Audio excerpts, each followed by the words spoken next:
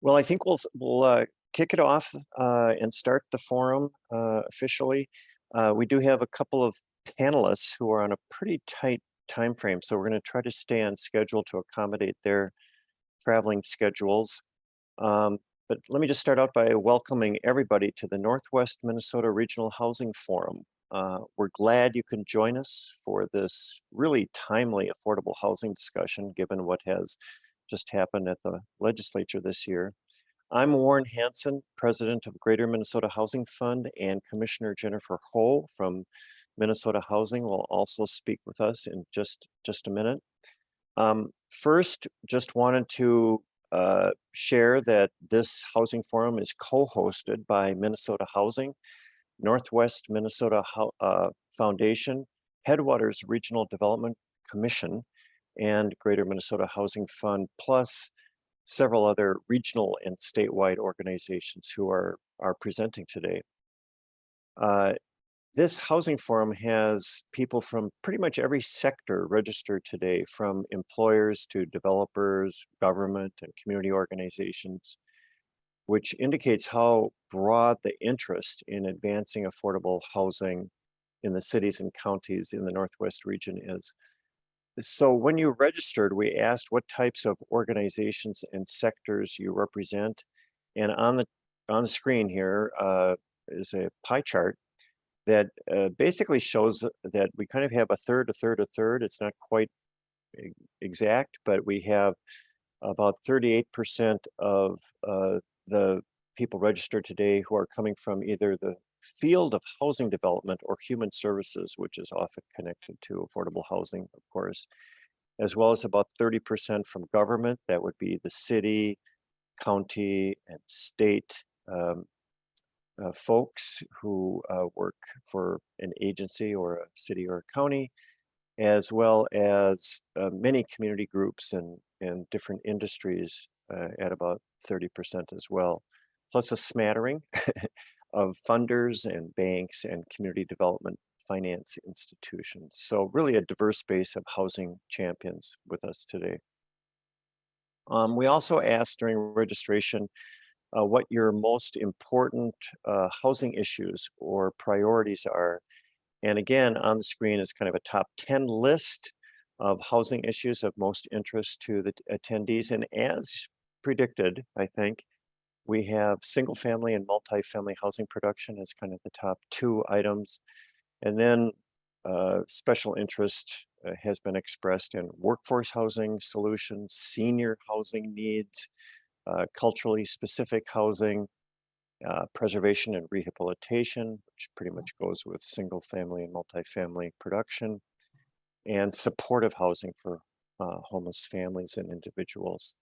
So really the whole spectrum here is suggested as topics of interest. Also, as you know, the 2023 legislative session was historically successful, resulting in the passing of over a $1 billion housing budget, plus actually significant additional funding via Department of Human Services and tax benefits, and Department of Corrections got a lot of new money. Regulatory policy advances were made that will help either production or protect tenant rights. So really a tremendously successful session. And I think it's useful, always useful, to underscore that any successful session at the legislature, much less this really transformative and successful session, is the result of decades of housing advocacy and organizing by hundreds of advocates and housing allies in every corner of the state that has been going on for 25 years or longer. And this year is just really the pinnacle of success based on great advocacy and organizing work. The result is that the housing budget is almost 10 times, maybe it exceeds 10 times. I'm sure Commissioner Ho will let us know about that, but it's almost 10 times the historic norm for housing budgets that come out of the legislature. So how did we do it? uh, Again, with great organizing and a unified government and a lot of hard work. So a lot has been accomplished, and we'll hear more about that from Commissioner Ho and Assistant Commissioner Ryan Baumtrog shortly, and then also from Minnesota Housing Partnership. But let me start out by giving you a really quick summary of what's on today's agenda. We have basically 5 experts who are going to discuss things, including how Marvin Windows is expanding the workforce housing supply in War Road through various housing types and partnerships.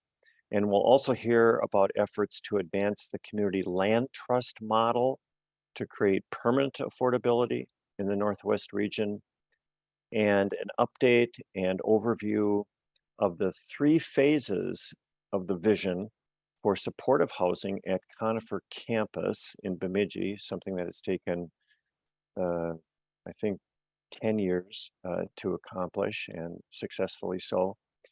And then we will hear about models for single family and multifamily housing development and the master plan for a 30-acre development of affordable and supportive housing. So that's going to be very exciting to hear about a 30-acre phased development plan for affordable housing. And then after that, we'll have a housing policy update again from Minnesota Housing and Minnesota Housing Partnership legislative staff. And then we will have a session on a couple of sessions, maybe 3 brief overviews on new funding and new programs at Greater Minnesota Housing Fund and Minnesota Housing Partnership. I also want to mention that Minnesota Housing, of course, is going to have many new programs and lots of new capital funding, and that will be described in some detail in the breakout sessions, especially the single family and the multifamily housing program breakout sessions. So stay for that. And then after the breakout sessions, we will adjourn. So without further ado, I'd like to welcome Commissioner Jennifer Ho. We're thrilled to have Commissioner Ho with us today. She is really our state's lead on affordable housing at the Capitol, and along with her great legislative staff, has worked with lawmakers this session and every session to achieve this really transformative housing budget, and also works hard to maintain the really essential bipartisan support for affordable housing that is always key. So thank you, Commissioner Ho, for being here today, and I'll turn it over to you. Well, it's a thrilling time to be a houser, isn't it, Orrin? Yes. I still feel like I'm in pinch me mode. And we keep practicing saying billion. It's so outside the realm of what we got in the past. I think a good session used to be $100 million of housing infrastructure bonds and maybe $10 million of one-time funding. So 1.3 billion just through Minnesota Housing, over 2 billion when you take a look across the whole administration on things that are housing oriented, like 150 years until we could change renters' rights. And so some big changes on that front, and a lot to do. So gratitude to everybody who weighed in with your legislator, got them out to see projects in their districts, came down to the Capitol to testify or just talk to people. That's the way that we've changed housing from being an afterthought at the Capitol to it really being a top shelf issue. And I think it's a really big deal. And I think our goal is to demonstrate that we can put this money to good use so that we can go back in 2 years and say that this isn't just a one-time thing. If we're going to really fix housing in Minnesota for everybody, we've got to do this biennium after biennium after biennium. So but it's extraordinary. It's extraordinary. I want to have gratitude to Headwaters and Northwest Foundation, and of course, Greater Minnesota Housing Fund for partnering with us on these. I think one of the things that we've learned about hybrid meetings and virtual meetings is that sometimes it makes it easier for folks to attend who otherwise would have had to climb in the car at 6 o'clock this morning to get over to this. It's easier for folks to click in. I hope folks will take advantage of this community that we have together. We are all kind of like-minded and goal-oriented people who want to figure out how to meet the housing needs of the region. And so thanks for making time to join us today. And special gratitude to my staff. Alyssa, thanks for popping on camera. You and others on the team who will present during the day, but also did the work to get folks there. I see a lot of names out there of folks I know, and I see some names out there of some folks that I don't and hope to get to know. I am excited to have been with Skip up in War Road when we broke ground on one of the elements of workforce housing with many Marvins in the gathering that day. And also, it sounds like just I've been up to Conifer a number of times. It's such an exciting development. Really, it kind of feels like out of a field, a community emerges, and it's really exciting to see. Got to go up there with Senator Smith actually at one point in time, which was terrific. And sounds like many new things in the works. I think the main thing that I want to leave with folks is that this is huge. This is huge. And the money that's going to move the fastest is the money that is going to move through existing Minnesota housing programs, existing RFPs, existing processes. Most notable, the consolidated RFP for both single family and multifamily that folks are probably working on now. We had ginormous interest in the multifamily side, which we expected because we've been talking go big for 4.5 years now, and good to know that people are ready to put that to use. But across all our RFPs, the things where we don't have to create from scratch are the things that'll move the fastest. And then we have to figure out how to take the 15 new programs that we were given and figure out how to follow all the rules that we have in state government for putting those together. So have some patience with us, because we need to figure out in some instances how to even identify the staff that we're going to need to bring on board in order to help lead in a lot of this new stuff. And I know a lot of you are probably trying to staff up too. So I think it's just important to realize that something this ginormous is going to take a lot of tending, I think is probably the way to think about it. I do think the thing that's the most exciting to me about the final package is that it did what we set out to do at the beginning, is it does invest significantly in every single part of the housing continuum, from homelessness prevention to homeownership, from workforce and rental. This housing infrastructure cash is a pretty cool concept in terms of creating a simplified way of accessing money and taking advantage of the surplus. We've got stuff in the NOAA space. So it really does attend to the whole continuum of housing. So no matter how you voted in that survey, there is goodness in here for you. And so just want folks to be aware of that. And my team will go into it, and the Minnesota Housing Partnership staff will go into it in more detail later on. I think that the last thing I just want to say is thank you to Warren. I will miss doing these regional listening tours together. Your leadership for decades in terms of making sure that the needs across greater Minnesota, every corner of the state, every region of the state, all the innovation, creative ideas, big ideas that you've brought to fruition over the decades has been incredible, and we all are grateful for your service, and hope that your next chapter is joyful, perhaps a bit more restful, but I'm certainly will have creativity in many different ways, in many different outlets. So with that, we can consistently hear positive feedback from these forums, the opportunity to share information, to learn what other people are doing, to find out about new money and policy and programs. So thanks again for making time for today. And with that, Warren, I'll turn it back to you.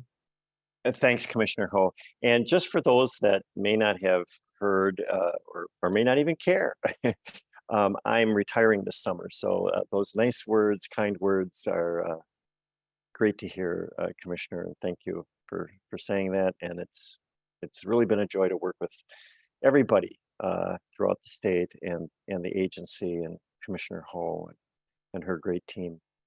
We're going to move on to our panel presentations of developers and projects and initiatives. And just a real quick reminder for everyone, we're encouraging you to keep yourself on mute if you're not already. And if you have questions, hold them till the end in terms of speaking up, but use the chat to type anything in you want, and we'll try to catch those up. But we're so fortunate this morning for our first panelist to have Rick Tronvent, Senior Vice President of Human Resources at Marvin Windows. He used to be at DigiKey. Before that, he was also at Marvin. He's back at Marvin now. And he's going to speak about how Marvin Windows is expanding workforce housing supply in Warroad using multiple housing strategies. And we're very lucky to get Rick with us this morning because he's traveling for Marvin and he's got a 15-minute window between flights. And so I'm going to turn it over to Rick right away. Thanks, Rick. Well, thank you, Warren. Warren, can you hear me okay? Yeah, you're loud and clear. Okay, thank you. Well, I'm probably in the background. There's a little bit of noise too, because I'm at the Denver airport, and I hope that's not too awkward for folks to not be able to hear me very clearly. But no, Warren, you're totally clear. Okay, great. Yeah. Warren, thank you. Thank you for your leadership. I've known of you and I've spoken with you throughout the years, and thanks for all your years of housing leadership, and congratulations on your retirement. And Commissioner Ho, thank you for coming up to Warroad and spending time with us last year and working with our wonderful developer Skip DeShano on that workforce housing grant, and just really appreciate the support from the state of Minnesota and helping us get that across the finish line. And Jeremiah, thanks for supporting us and flipping the slides for me today. It's great to be able to come and just share a little bit about what we're doing in our corner of the state. So if you just want to flip to the next slide, just a little bit of background on the company. I'm the leader of enterprise HR for the company, and it's wonderful to work for Marvin. We're a 110-year-old plus company, founded in 1912, and we're up in that notch of northwestern Minnesota, just south of where the northwest angle is. We're a resilient company. We've survived fires, economic recessions, and we really apply that resilience to things like housing challenges, and that's what we're doing right now. We're really short on housing in our headquarters location, and we're applying some of that resilience that's in our DNA to addressing the needs that we have. If you want to flip to the next slide, we are family owned. We're privately held, and we're in our fourth generation. There's very few companies that continually lead through a fourth generation. Less than 3% of companies are able to do that. We've got a really great group of leaders. This is a snapshot of our fourth generation leadership. The CEO is the fourth from the left in this picture, Paul Marvin, who I report to. And he's got a great, terrific group of cousins surrounding him there that are all active in the business. A couple of them have retired from the business since this photo was taken, but they're active and they're very supportive, and they're very community minded, and including the flagship headquarters community of Warroad. If you could flip to the next slide. Warroad is our headquarters. We always intended to be. It's a beautiful little community up on Lake of the Woods. We have nearly 2,000 employees reporting into that community. Fargo is about the same size in terms of headcount now. Fargo is a very large part of our footprint, but Warroad continues to be as well. We have a newly renovated headquarters, we expanded training facilities in Warroad. We fly a lot of our dealers and employees in for training. We still see that as a major training facility for us. We have a 2 million square foot flagship manufacturing plant there that makes a major window line for us. And again, we've been headquartered there since 1912, George Marvin Senior founded the company. And we invest in Warroad heavily, and I'll talk about that on the next slide. Just a little bit about the community. We instigate investment in the community, but we're not the only one that invests there. We instigate so that others will invest, but we do that for recruitment of candidates, for retention of our employees, and for economic development, because we think economic development is so important in Warroad.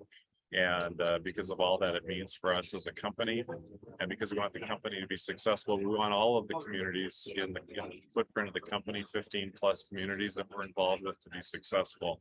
I'm personally involved in bullet point 1 and 3. Working off the side of my desk as I lead the national HR effort. But I really love community development. That's one of the things I was really active with at DigiKey and continue to be active with at Marvin. And what we're on right now, the next slide I'll talk more about is our we'll just stay back on the slide we're on here, Chair. 3-year, 300 units housing campaign from 2022 to 2024. We're also involved, though, I just wanted to mention, with community development. We're working with Life Care. We're not actively investing a lot in financially, but again, we're instigating some things involved with wellness. We're involved in some committees, et cetera. On Warroad Wellness Center, a wonderful, beautiful facility that Life Care Health is building. We're also involved in working with some donors and committing community company resourcing to help with a child care center that we're involved with there, that is going to open up next year to seat about 115 children, provide child care for children of our area. A performing arts and events center. We're again providing company resourcing to help with that. People resourcing, but we've got some donors that are building that we're working with there. We've got a downtown. We're putting some company resources and helping with a downtown renovation that will have restaurants, entertainment, shopping. So again, really involved in our community, and it's really important to us. If you go to the next slide, I'll deep dive housing a little bit, which is of course what we're all here to talk about. The company's putting time and treasure into housing. Skip DeShano, I understand, is on this call, and Skip and I are buddies on this, and we're working on this the second now of our two 65 unit apartment complex. Skip is an awesome developer with DW Jones, his family business. We were so fortunate to get a workforce development grant from the state last year for Icon 1, our first of the two buildings. And if you go back a slide real quick, you could see a rendering of it, and just look at the picture, but then you can go back to the slide, Jared, and that's being built now. But we also are going to put up Icon 2 and similar financing. We're not going to probably be able to get the workforce development plan, the grant from the state of Minnesota, just because of some timing issues, but we're working with, some product donation from the company and some other TIF and tax abatement from the city, hopefully. Working with a number of relationships and to get that across the finish line, but it's a great partnership.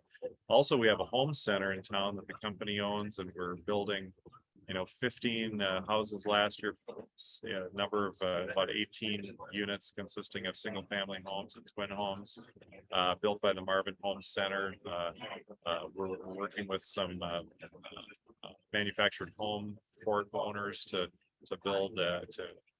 build manufactured homes.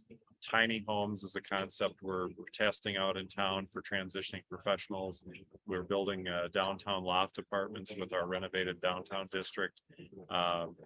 Different kinds of housing is important because you got to provide a lot of different variety to people, professionals, plant employees, desk workers, factory employees, a lot of different types of jobs that we're filling, and a lot of different housing needs that we're accommodating. And then infrastructure is really important. As you build, you need lots of buildable lots. So we're running out of buildable lots in the city. So we're working with city administration to round out our 300 unit campaign. And what's interesting, folks, is when you instigate, you draw a lot of contractors to the area. People look at that and go, oh, lots happening in Warroad. And we've seen 3 or 4 contractors come to town, or contractors from the area go, what's happening? I want to be part of that. And that's what's really been fun is when the company instigates, then others want to jump in and do things. And we've seen some interest there. So if you go to the last slide there, what's ahead for us? I'm super excited about the second bullet. We've just gotten 10 of our 65 that we're planning. Friends from Puerto Rico. We're actually bringing friends, new employees from Puerto Rico. They're already US citizens. We've got some language challenges, but we're working through those we're hiring language folks, people that are fluent in Spanish to help them acclimate into the community. We're working with car dealerships and the school district and settling New Marvin employees from the island of Puerto Rico to come in because we've had a difficult time hiring domestically. We only have 1/3 of one applicant for every job that we're trying to fill at our factory in Warroad, and other places around Minnesota has an average of 13 candidates for every job they're trying to fill. And so that puts us at a disadvantage. But again, our resilience over the years has said, look, we're going to try different opportunities. We've got contract labor in town, 90 contractors in town. And to help us, we hire about 200 people a year. But we're, with our regular turnover rates, it's hard for us to move the needle with all the demand for windows with a large backlog. We've got to serve our customers. So this housing that we're building is really helping us open doors of opportunity. And so I'm putting my arm around my friend Skip DeShano and saying, let's build more multifamily housing. I'm working with the trailer courts in town to say, let's bring in more manufactured housing to provide varied type of housing for these folks from the island of Puerto Rico and from our domestic hiring to give people housing. Because without infrastructure, key infrastructure like childcare, like housing, varied types of housing, we simply can't move the needle on our recruitment and retention goals. We're also really looking at our recruitment and retention efforts, like in that third digit bullet there. Better digital recruit and better candidate experience, white glove candidate experience that we're offering, and leveraging our community assets like the downtown district and new things that we're offering to make people more sticky in town, to give them a better face of Warroad, to say, man, I want to live here. I've got the beautiful environmental and amenities of the lake and the state forestry, and I can live in a small town and have this wonderful rural experience, a safe environment, but I can also work for a world-class company and have great housing. And this is where I want to make my life. I want to live here a long time to raise a family. So we also have skills-based pay and different opportunities. We're trying to kind of rethink our compensation strategies so that we can attract people to grow their pay quickly. And so we're looking at opportunities in the next couple of years to change the way we look at our rewards programs and the way we pay people. So if you want to flip to the next slide, and then I'll just make my closing remarks. So we just appreciate all the resources that were offered from the state, the county, from our local school district and our city stepping up, and folks like you that are on the call to give us the great ideas that we need to really grow the innovation in Warroad to a new level so that we can be a competitive. And Warroad's always been known, and Marvin's always been known for innovation and doing things differently so that we can compete in our little corner of the state. So we just appreciate all the help we get from folks like you in the housing community to do the things we need to do to compete and be effective in recruiting and retaining the folks we need to be successful. So those are my comments, and I'm going to stay on a little bit longer. If there's any Great. chats that I can respond to, I sure will. So back to you, Warren and Jeremiah. Hey, thanks, Rick. And thanks for making the time to be with us to kind of reveal the initiative. I know this is kind of under wraps for a little while. I do have a real quick question, and we probably don't have to keep moving here, but one of the things that I was intrigued with was your mention of doing a loft housing, I think you mentioned. And I'm just curious, is that, or does your initiative involve residential above commercial in your downtown? Yeah, we took advantage of we bought basically a city block downtown. The company made the purchase, and it had gotten blighted, but it was a beautiful 100-plus-year-old city block that had survived over the years, and it had gradually gotten blighted, and it had kind of emptied itself of commercial tenants. But we saw that it had some second floor exposure that had been emptied. It had been old apartment housing. And we thought, look, we could make multi-tenant use out of it. We can have the downstairs where we can have, a variety of retail tenants. And we've gotten some interest, and we're starting to lease that up. We're trying to get a restaurant tenant, the Toasted Frog in Grand Forks, which is a very popular restaurant, is actually advertising to try to get wait staff and cook staff there now, and we've kind of advertised that to try to see if they can make a go of it in our signature space on the end.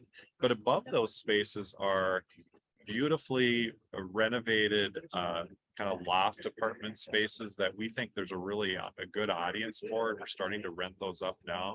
And my knowledge and my understanding is we got a couple already accounted for, and there's 7 of them, and I've toured one of them, and it's just beautiful. It's got soundproofing, and it's just a really cool downtown space. So that speaks to that variety of space for young engineers and accountants and factory workers who want to kind of be in that downtown area. We've got a brewery downtown. We've got a number of different retail establishments that are growing up, and we've got the lake amenity and the Warroad River. And we think we can make something special out of it and have housing sitting side by side with some really cool retail space.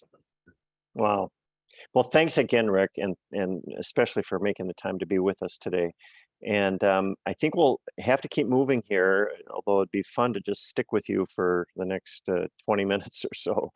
But our next panelist team is Corey Boucher from Northwest Minnesota Foundation and Emily Contreras from Grand Forks Community Land Trust, who are going to discuss how they are advancing the Community Land Trust model and permanent affordability in the region. So Corey and Emily, it's all yours. Thank you. Good morning, everyone. Excited to be here with all of you today. My name is Corey Bushy. I'm a program officer with the Northwest Minnesota Foundation. I lead our programs focused on housing and homelessness. I'll just do a quick, big thank you to everyone who did so much work to put this together and for inviting the Northwest Minnesota Foundation to be a part of the day. And thank you to so many folks from Northwest Minnesota for tuning in today and being part of the day. And it shows how much interest we have in the region for finding solutions for affordable housing. Community land trusts exist across the state of Minnesota and across the nation, but there's not currently one in Northwest Minnesota. So excited to share this model with you today and the steps the Northwest Minnesota Foundation is taking to stand up a CLT. And with that, I'll let my colleague Emily introduce herself and kick off the presentation.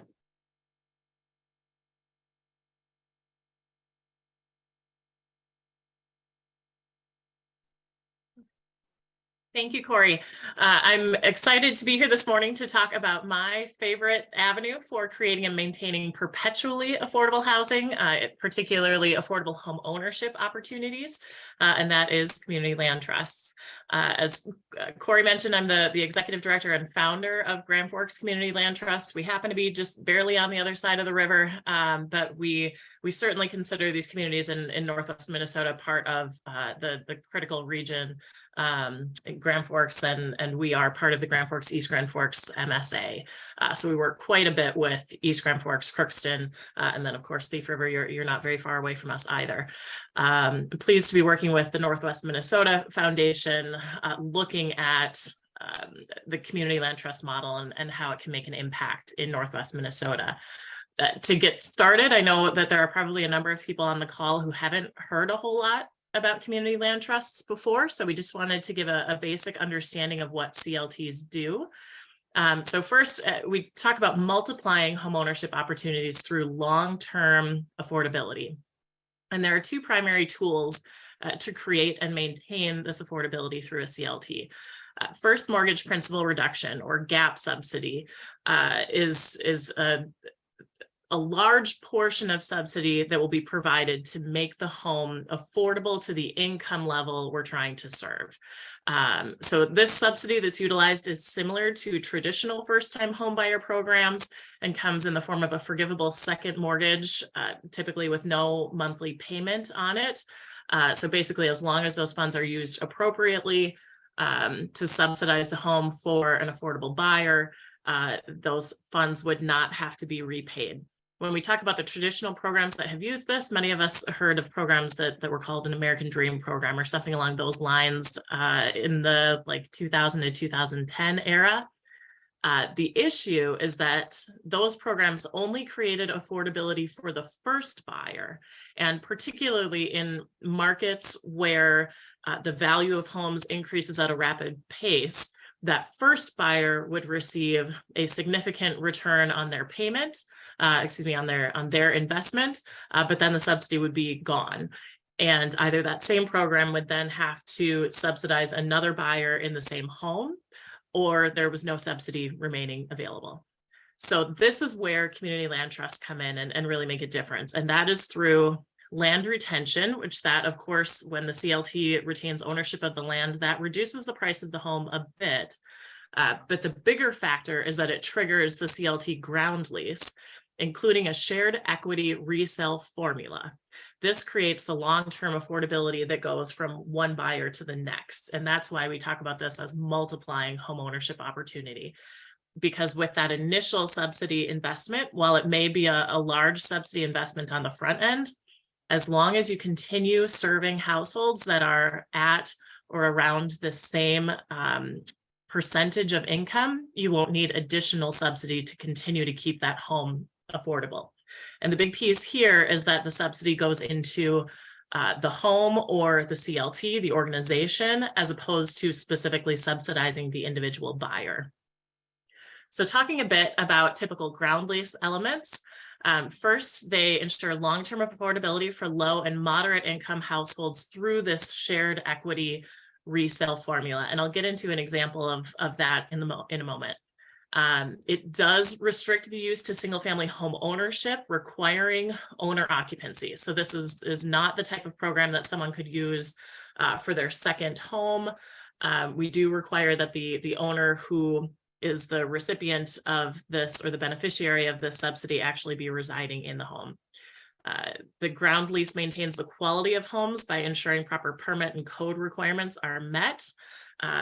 Something that pairs with that comment is that CLT homeowners, even though they don't own the land, they are able to make improvements to their home, but the ground lease requires this permitting to ensure that the quality of the home within the CLT's portfolio will continue to be maintained. So homeowners do have that freedom to make those improvements. We just make sure that they're happening properly. And then also the CLT ground lease allows for transition of the home to designated heirs without income qualification. So if the parents qualified by income and I grew up in that home, even if I have a job that's twice the income limit, if that was my home that my parents were living in, I am able to inherit that home and continue residing there. When you talk about designated heirs, that also tells you this ground lease is a long-term thing. It's a 99-year renewable ground lease generally. So when we sign a contract with someone, we are in it for the long haul when you're creating a CLT. So to dive a bit more into what a shared equity resale formula looks like, the first example or the example that we'll give is the most common, which is an appraisal-based resale formula. There is also an indexed-based resale formula, which is, I don't know that anyone in Minnesota is using it. Minot Area Community Land Trust in North Dakota uses index-based. I believe the CLT in St. Louis uses index-based, but it's pretty rare. And that's really only used in communities where there's such a significant investment that they don't need subsidy on an ongoing basis. They know that the funding will be there to provide a known return on the investment, depending on how long the homeowner lives in the home. So appraisal-based is much more common. And it's important to note that the details of this are flexible. The most common is a 25% percentage of appreciation that's received at resale by the homeowner when they choose to sell their home. So we picked some values here that are kind of in the middle of values in all of Northwest Minnesota. The example here, if the initial fee simple home value was $200,000 and the CLT buyer paid $150,000 for it. So they received $50,000 on this purchase in this example. If that fee simple value at resale goes up to $240,000, we move over to the right side of the screen here where we do our resale calculation. That $240,000 minus the initial $200,000 shows a total appreciation of $40,000. When we utilize a 25% resale formula, that 25% is $10,000. Therefore, when you take the initial buyer purchase price of $150,000, add the $10,000, their formula price is $160,000, meaning that's what they get when they sell their home to the next CLT qualified buyer. Jeremiah, you can go on to the next one. So when we talk about what leads to CLT's unique success, this word perpetual is something that until I started in the CLT world about 15 years ago, I hadn't really used that in conversation. And it's a phrase that we use all the time within the CLT, because truly that initial subsidy creates that perpetual ongoing affordability in the home. We maintain standards of affordability, ensuring that the initial payment is affordable, even if the household is pre-approved for a higher mortgage. The specific numbers here are something that's going to be really flexible depending on your community. For those who are in, for example, high property tax communities, maybe you want households paying a lower percentage of their income, or depending on how those other factors kick in. You're going to set your goal of what level you're qualifying based on that. The 99-year renewable ground lease, including the shared equity resale formula, ensures homes will remain affordable from one buyer to the next, allowing these resales without requiring new subsidy until you get to the point where the home itself is maybe in disrepair or really needing new work. Statistically, what we've seen overall is that initial subsidy tends to serve about 5 to 7 homeowners, or about 35 to 50 years, depending on how long those homeowners stay in the home. The ongoing stewardship piece is really significant for a CLT. We refer to ourselves as the developer that doesn't go away. So in addition to regularly engaging with homeowners, the agreements in the ground lease allow for the CLT to be contacted if the mortgage faces delinquency, or if for some reason the lender is having issues.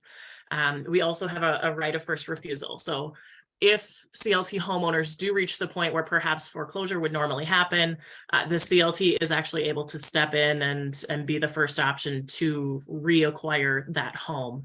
That's obviously not our goal, but that's something that on the lending front, lenders really seem to appreciate, knowing that we are prepared to step in and protect both the homeowner from that experience, but also for lenders to have basically the backup plan of knowing that CLT wants to keep these homes in our portfolio. And then homeowner and community representation on the governing board. CLT boards are generally tripartite, made up of 3 groups, and there's some flexibility here, but homeowner and member representation, community representatives, and then technical experts. So both that homeowner piece and the community reps piece, those are voices that aren't always at the table in decision making, and we think it's really important that they actually make up 2/3 of our CLT boards. And then one more thing that I'll add there is, again, this incredible flexibility of the CLT model. Yes, there's going to be a shared equity resale formula, and generally your subsidy sources are going to guide what income levels you're serving. But other than those basic elements, there is so much flexibility in what a CLT can be paired with as far as existing and already necessary programs. So particularly in communities where there's already housing development going on, why not bring in a CLT on the back end to maintain that affordability long term? In communities where funds are coming in to reduce slum and blight, If the goal is to have affordable housing on that property in the long run, why not bring in a CLT to ensure that affordability is long-term rather than just for the first buyer? So it's an incredibly flexible model. And I would encourage any community that's interested, go ahead and think about what the barriers might be, but I bet we have an answer for how to make a CLT work in your community. Go ahead, Jeremiah. And so the last couple things that I wanted to hit on for my piece, because these questions always come up. First, why would someone want to give up so much of their appreciation? Why would they be okay with that? It's really important to remember that the households who are considering purchasing a CLT home are not households who can purchase on the traditional market. These are households who otherwise would have been stuck for the most, generally, we assume that they would be stuck renting potentially for the rest of their lives. But certainly for the next 10 or 20 years, they're looking at this as this is my path to home ownership when I would not otherwise have this opportunity. So compared to renting, they're at least getting their equity back. So all of the money that they're putting into their mortgage payment, they're getting that equity by paying that principal down. And so the second piece, can the homeowner ever purchase the land on which their home sits? The short answer to that is no. The way that the ground lease is written, they're not able to purchase the land unless the CLT makes a special decision to sell their property, which is extremely rare because that takes away this perpetual affordability, right? So it's generally not the goal of the CLT to do that, but it is possible. There's a mechanism to make it happen if the CLT so chooses. That's what I have at this point. I did see one question pop up that asked about subsidy sources, and I won't dive too much into that. In other states, HUD is a big resource, home funds, CDBG funds, but obviously with what we've been talking about today, in Minnesota, CLTs are very well accepted and promoted. Truthfully, in Minnesota, you've got some of the best CLTs that exist anywhere, and they're incredibly well supported by Minnesota Housing. There are some great programs that have now been expanded to provide even more funding for CLTs. So in Minnesota, you've got some really great opportunities there. Corey, I'll let you hit on your information.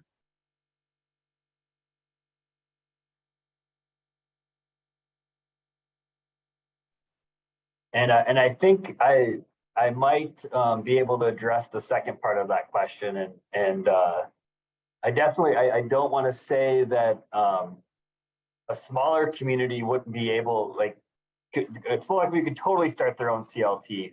What the Northwest Minnesota Foundation is trying to do is say, can we come at this from a regional approach and be that bigger capacity to really make it work, and so a small community doesn't have to do it all on their own. And I think it takes eventually it takes a lot of units to really become self-sustaining. So I'll get into some of that. Thank you for the question. So the Northwest Minnesota Foundation has had a program dedicated to housing since 2018. We've had some great successes with grant making, promoting workforce development and strategic planning, things like that. We have a lending program, got some great loans to build housing. We started really diving into a way to solve the appraisal gap issues that we were hearing about, at kind of every meeting we went to across the region. We can't build any housing because it's not going to appraise out. So we started looking at that, and we heard about the community land trust model.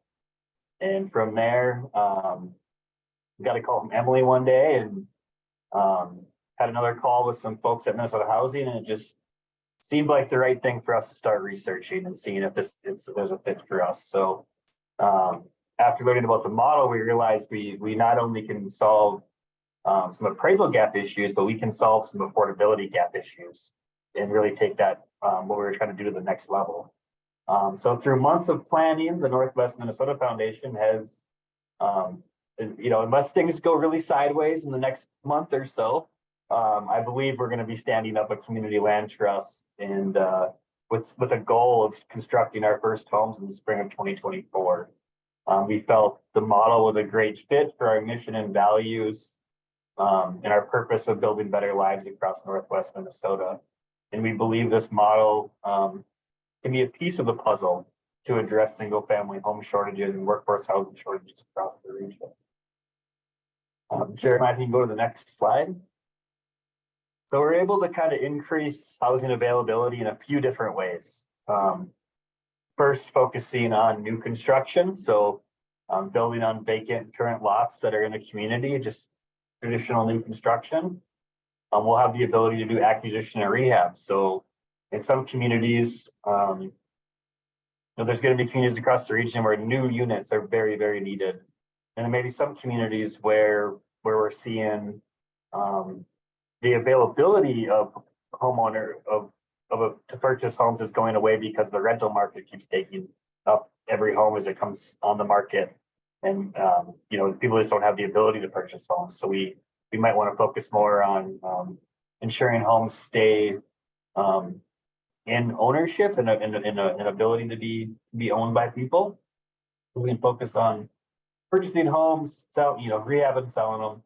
And there's also buyer initiated sales. So this is an interesting model that we're excited to continue to learn more about, and how some CLTs across Minnesota, especially in the metro, have really grown over the years. And that is a potential home buyer would contact the CLT in search of a home that, again, they're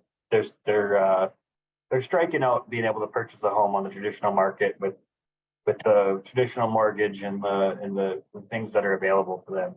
The CLT could help them by bringing some subsidy in to help them afford the home, possibly help with some rehab, and for that they put their home into the CLT, and they become a homeowner, just like a new construction CLT home. So lots of different models. We're going to start with new construction. Is just the cleanest to get started, I think, and then build on from there. So we've developed a business framework with kind of some 5-year goals. We're hoping to produce 36 homes over the first 5 years of operationalizing the CLT. Hopefully we can knock that goal out of the park and really get moving. Homes are sold to low-income households, so the average income of all home buyers will be less than 80% of the statewide gross household income. We're using the numbers provided by the Minnesota Housing Impact Fund for our goal, and then we want to sell 30% of the homes to populations identifying as underrepresented populations. And that I'm not going to get detailed into that underrepresented populations, but it's the definition that we have at the foundation that we use to kind of track our impact. And then economic impact. So we started looking at this and figuring out, what's this going to mean if we start this? We figure out those 36 homes valued at $275,000 over the next 5 years. That's a near $10 million investment into the region. And it doesn't quite even get at the social return. I think a really important point is if you figure about $175,000 of that home, or $6 million of that $10 million is going to come from buyers' contribution to purchasing that home. And what I'm really getting at there is that's such an important factor of wealth generation above the outcome of just being able to own a home. They're building that equity and building all of that in every year. So I don't have a value on the expected social return, but when we thought about this, we figured over 100 lives would be impacted in the first 5 years. Building better lives is a purpose and goal of the Northwest Minnesota Foundation. So it's something we look at is how many people can we impact positively. But I can't even think of the potential social return if we looked out 50 or even 100 years with the potential for generational wealth creation and increasing choice and opportunity in that for families across the region. So that's what I'm most excited about. So our target market. So again, we target households in average in that gross household income of less than 80%. So approximately 30% of the region would income qualify within that target area. So that's good. We feel we'll have plenty of buyers or potential buyers. Income qualified doesn't always mean that you can get a loan, but we can work through that with folks, and that's part of the CLT is helping folks become housing ready. So using an average for some sales, so a family with 2 earners at about $20 per hour would be in that kind of 80% range. A family with two earners at $25 an hour would be up in that 100% gross household income range. So the reason for using an average is we might have some communities where the need is maybe a little bit higher based on the wages in that community, and some communities where we're going to target lower incomes. And with that, I think that's kind of the wrap here. So I certainly want to just thank everyone for letting us share this, what we're doing with you guys. A fun plug, we need a name. So if anybody's got a great idea that they've been sitting on for a long time for a housing company, and wants to share, we'd love it. So yeah, I don't know, Emily, if you have any closing comments, I just let you share. Emily, anything else that you wanted to add? Nothing in particular, other than if anyone has questions about CLTs, I'm very happy to talk about that. Not right now. I know we'll save that until later, but please feel free to reach out to me. And I'm sure Corey's happy to talk as well. But my contact is just emily@gfclt.org. So you can reach me anytime with questions, and I'm happy to speak with you and your communities about how to make this happen.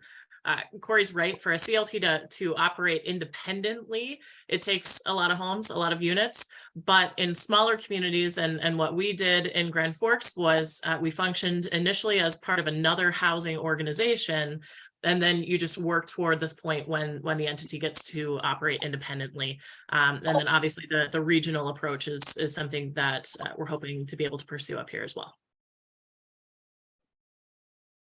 Well, thanks, Emily, and thanks, Corey. What an inspiring initiative and plan of action. I'm struck by the estimate of over 50 years of permanent affordability and beyond. But even over the first 30 to 50 years, you're going to serve an average of 5 to 7 owners with that initial investment. So it really is cost effective over the long run, and has a remarkable permanent affordability impact. So we have been asked over the years to make sure that we take a 5-minute break kind of midway through the forum. And so we're going to give ourselves a 5-minute break. We'll come back at 10:06. And for the next 5 minutes, please grab a cup of coffee, do whatever you might need to do, stretch your legs, and we'll see you in 5 minutes right back here.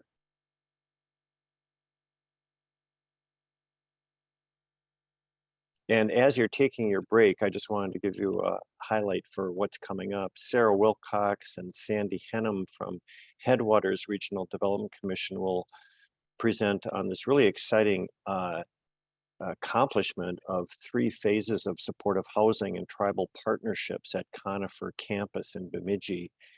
And then we'll also hear about a really exciting plan, a master plan for a 30-acre affordable housing, supportive housing development.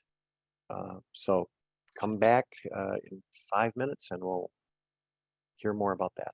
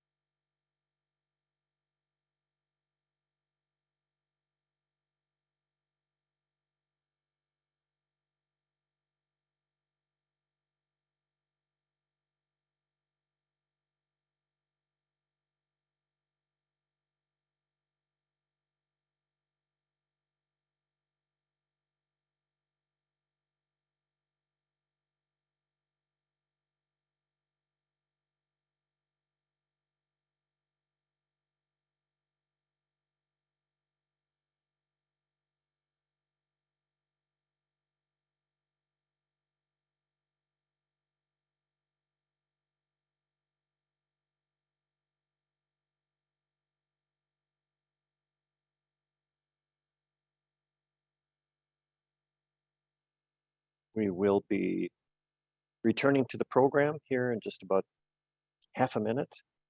Just a heads up.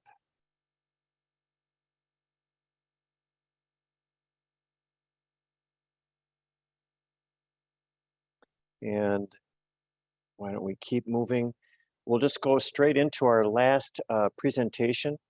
And Sarah Wilcox again and Sandy Henham from Headwaters Regional Development Commission will present on their supportive housing development at Conifer campus and replicable models for single family and multifamily housing in rural communities and their master plan for a 30-acre affordable housing and supportive housing development.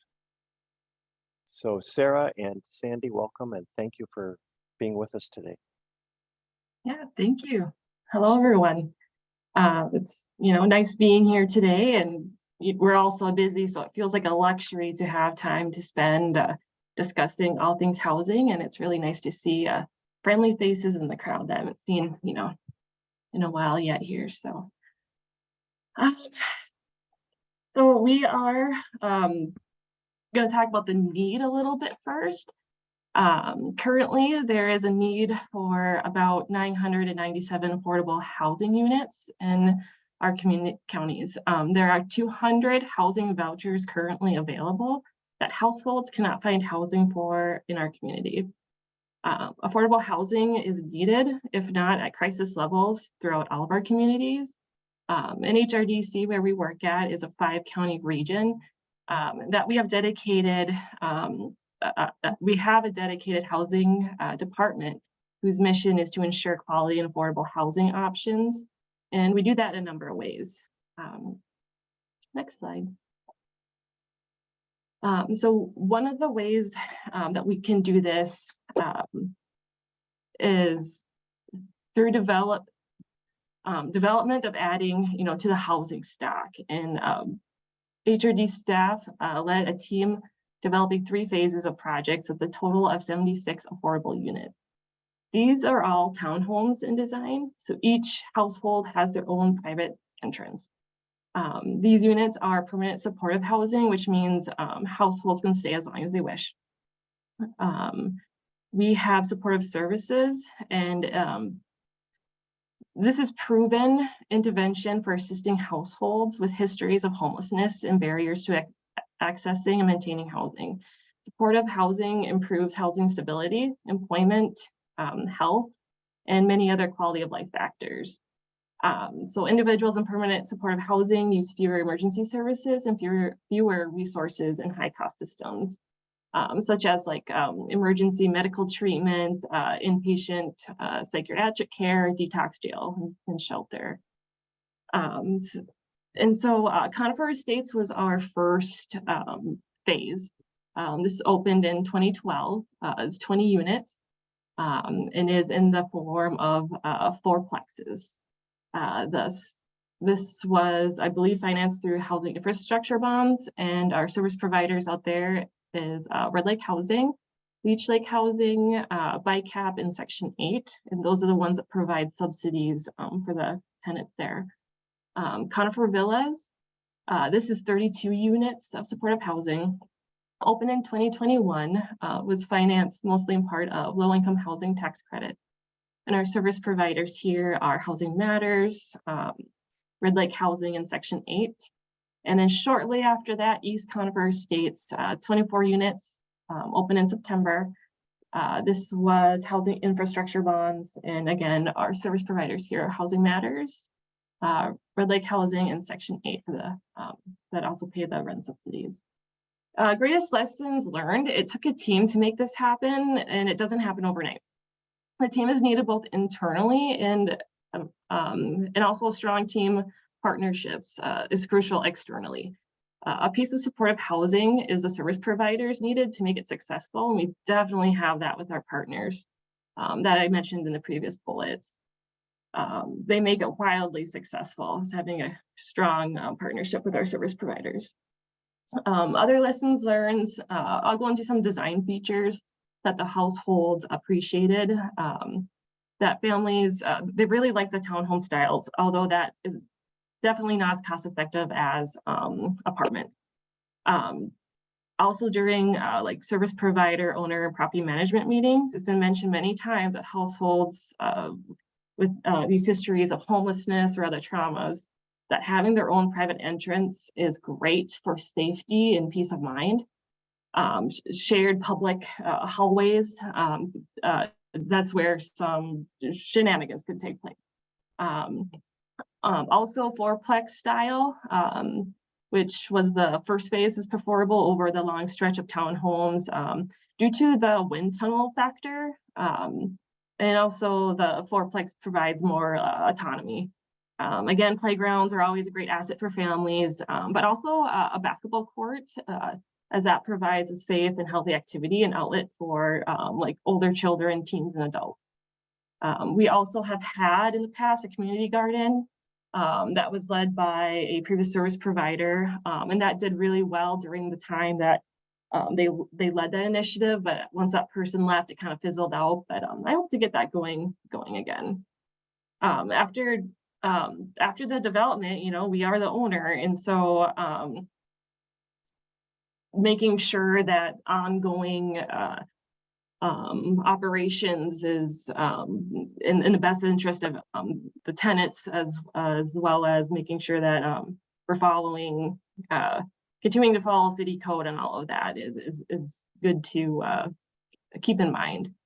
I'll mention that the community buildings, there's one at the first and second projects. Those are used very well. It allows service providers to meet with tenants on an ongoing basis. And something kind of amazing that Housing Matters has done is with their partnership with Red Lake Nation, is that they have been able to get medically licensed for that building. And so I've only talked to them for about 2 minutes about this, so I really don't know the mechanics of it, but or how they got to that point. But essentially, that building can now treat clients with medical issues. For instance, they're going to have a psychiatrist come in 2 days a week that can meet with tenants, and that can also give diagnoses. And this will streamline some of the needs that the tenants have, whereas going to our local hospital, which is Sanford, it might be, I think they said, a 2 to 5 month wait for to get into an appointment. And that just really is too long of a wait. And so Housing Matters, to streamline this and for the best interest of the tenants, just was able to pull off getting that medical license, and is in the works of getting a psychiatrist out there 2 days a week that will serve their household. So I just think that that is an amazing feature that they have done and is worth noting. And then I'll let Sandy, you can go ahead on the next slide.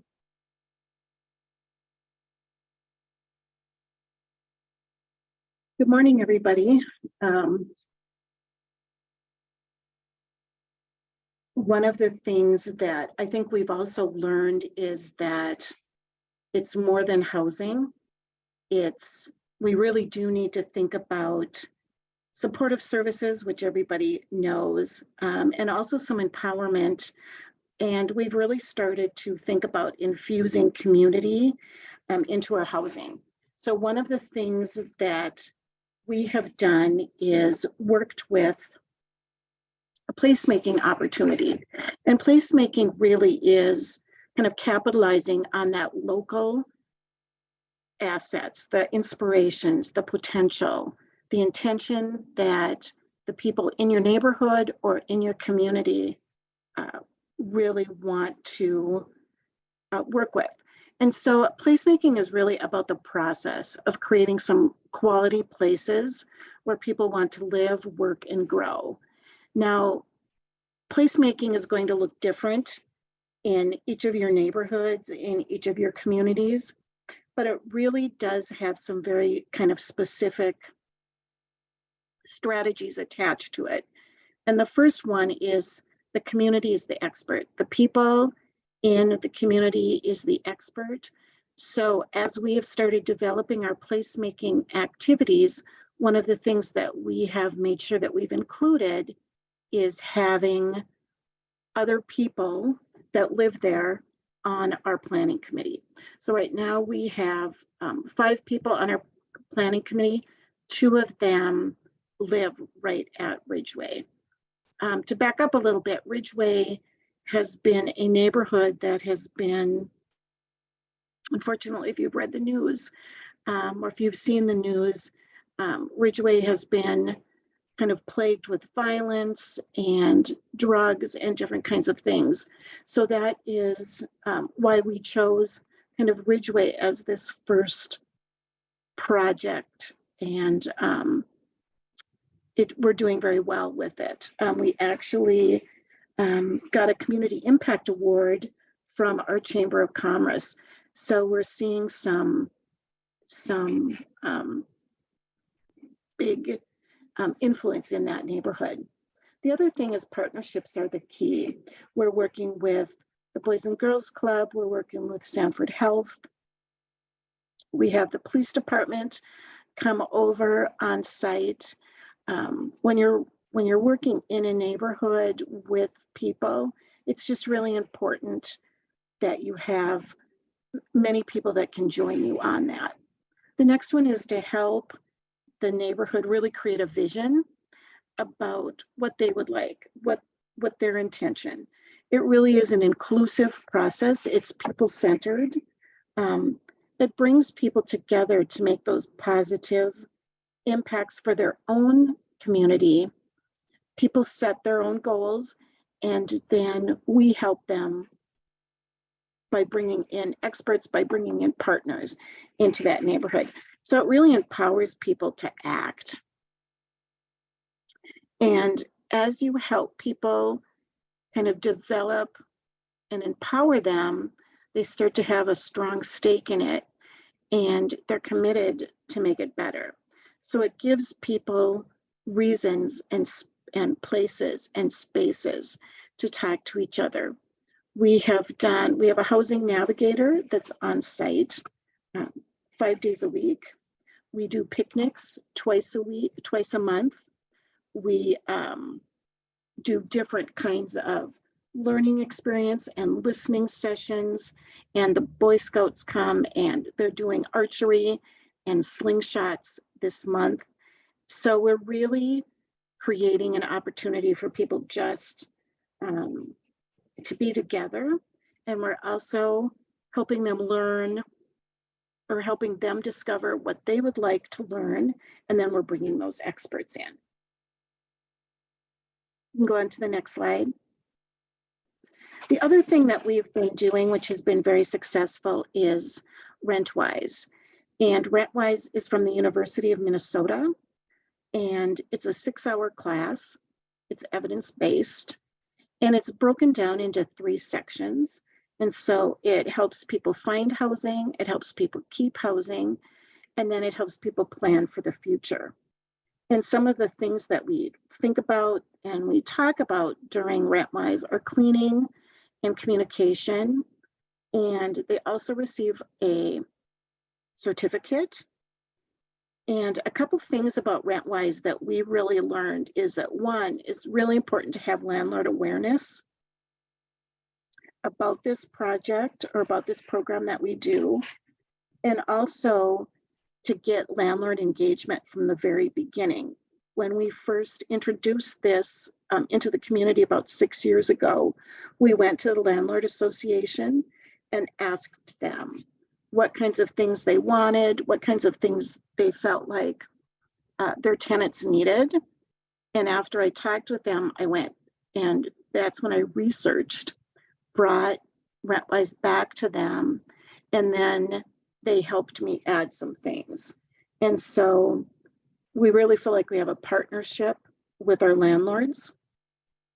The other thing that's really important is to remove barriers when you're thinking about any kind of program. Anytime we have a program, kids are always welcome. Sometimes we have babysitters that come on site and can play with the kids while the parents are involved. And sometimes they can just sit alongside of their parents and do that. And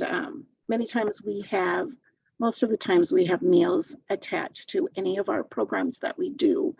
So people don't have to figure out how to get a meal or how to do something. It's kind of a automatic incentive for them to be able to do that.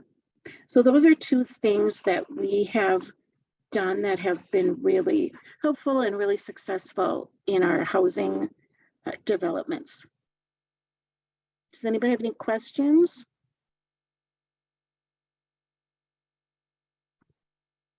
I think we might just hold on questions unless there's something in the chat that you see that you wanted to add on to. Okay. Thing All right, I will turn it back to Sarah. there. Okay, so we talked a little bit about multifamily, so I'll kind of go into the single family piece here. So we staff a nonprofit housing development board as well as an HRA. And through that work is some multifamily, but also single family. And so some of the single family stuff that I've worked with would be acquisitions, the purchase, rehab, and resale or rent out. Impact Fund Award. This is through Minnesota Housing Finance Agency. And with this, we build 1 to 4 homes per year in our 5-county region. And then most probably rewarding would be the Bemidji High School and the Tech College, the house that they build together, their students. And this may be 1 to 2 homes a year where students learn the trades, and we also get a house built out of it. So as you know, housing is a multifaceted issue. No one face is going to solve the problem. So there's a lot of different ways to do this. And we've run a successful housing development program with, as mentioned, the 1 to 4 homes in a region, which again, it's not much, but in a lot of our smaller communities, we are the only ones building within city limits. And that is a huge win for them. So a little bit more about this funding is we get a low interest construction loan and then also a value gap grant. And the value gap is the amount between total expenditures and the appraised value.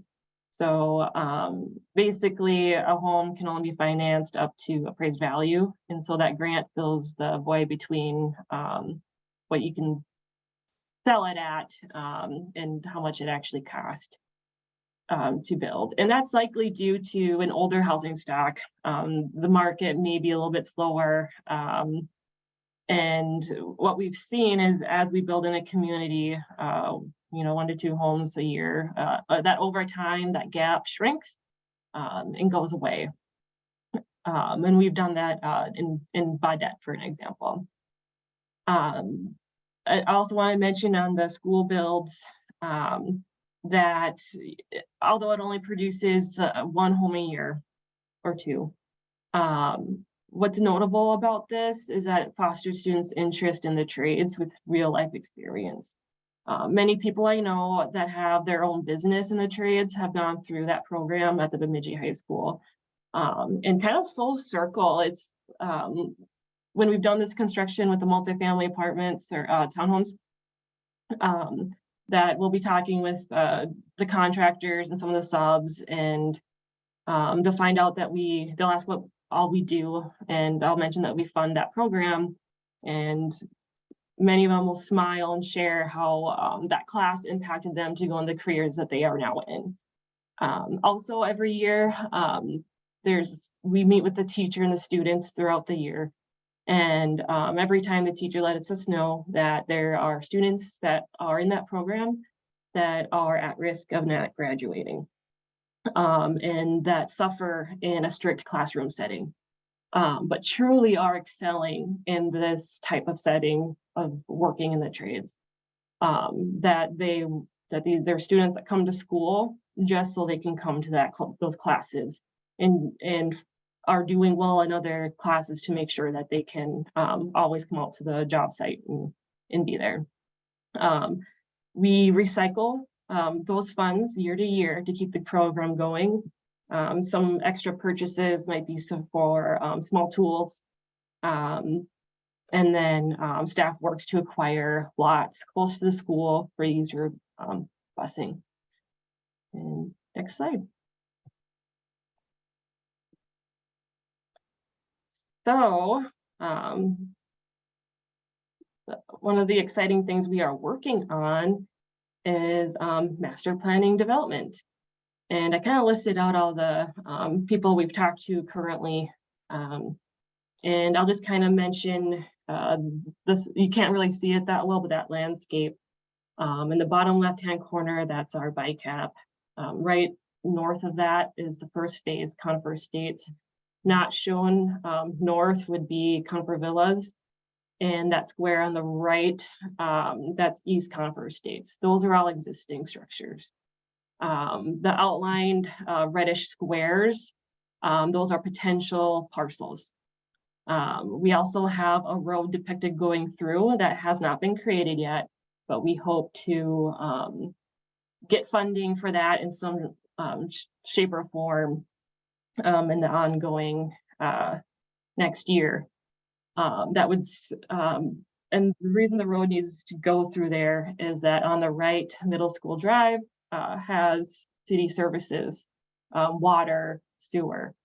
And then putting the road there, we can bring the services through and loop it to Conifer Avenue and then connect it north where Conifer East and Villas are sitting. And then that would kind of put out these 10-ish parcels that we could build on. Each of those, there's like small pink squares. Those are just buildings in our community that are potentials for townhomes or like 60 studio apartments, either stretched out or going up.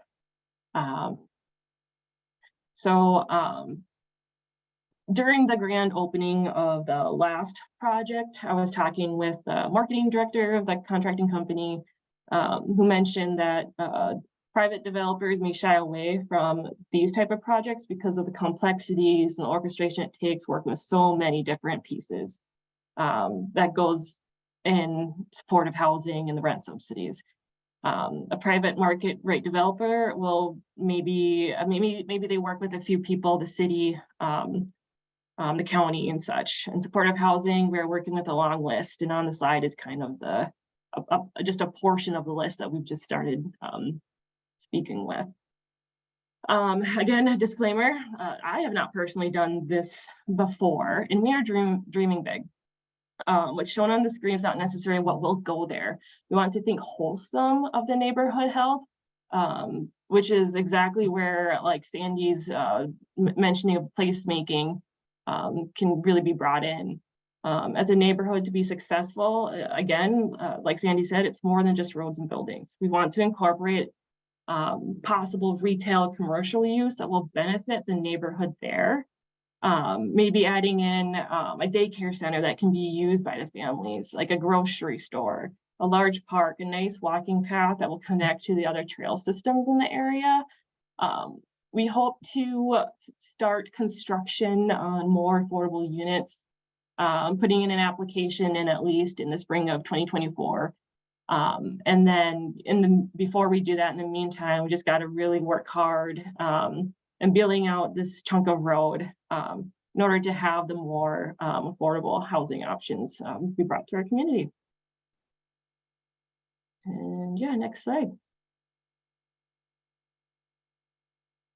And so that's us. That's our contact information and emails and phone numbers there. Not here today is Levi Haar. He has some housing programs that he works in that wasn't mentioned.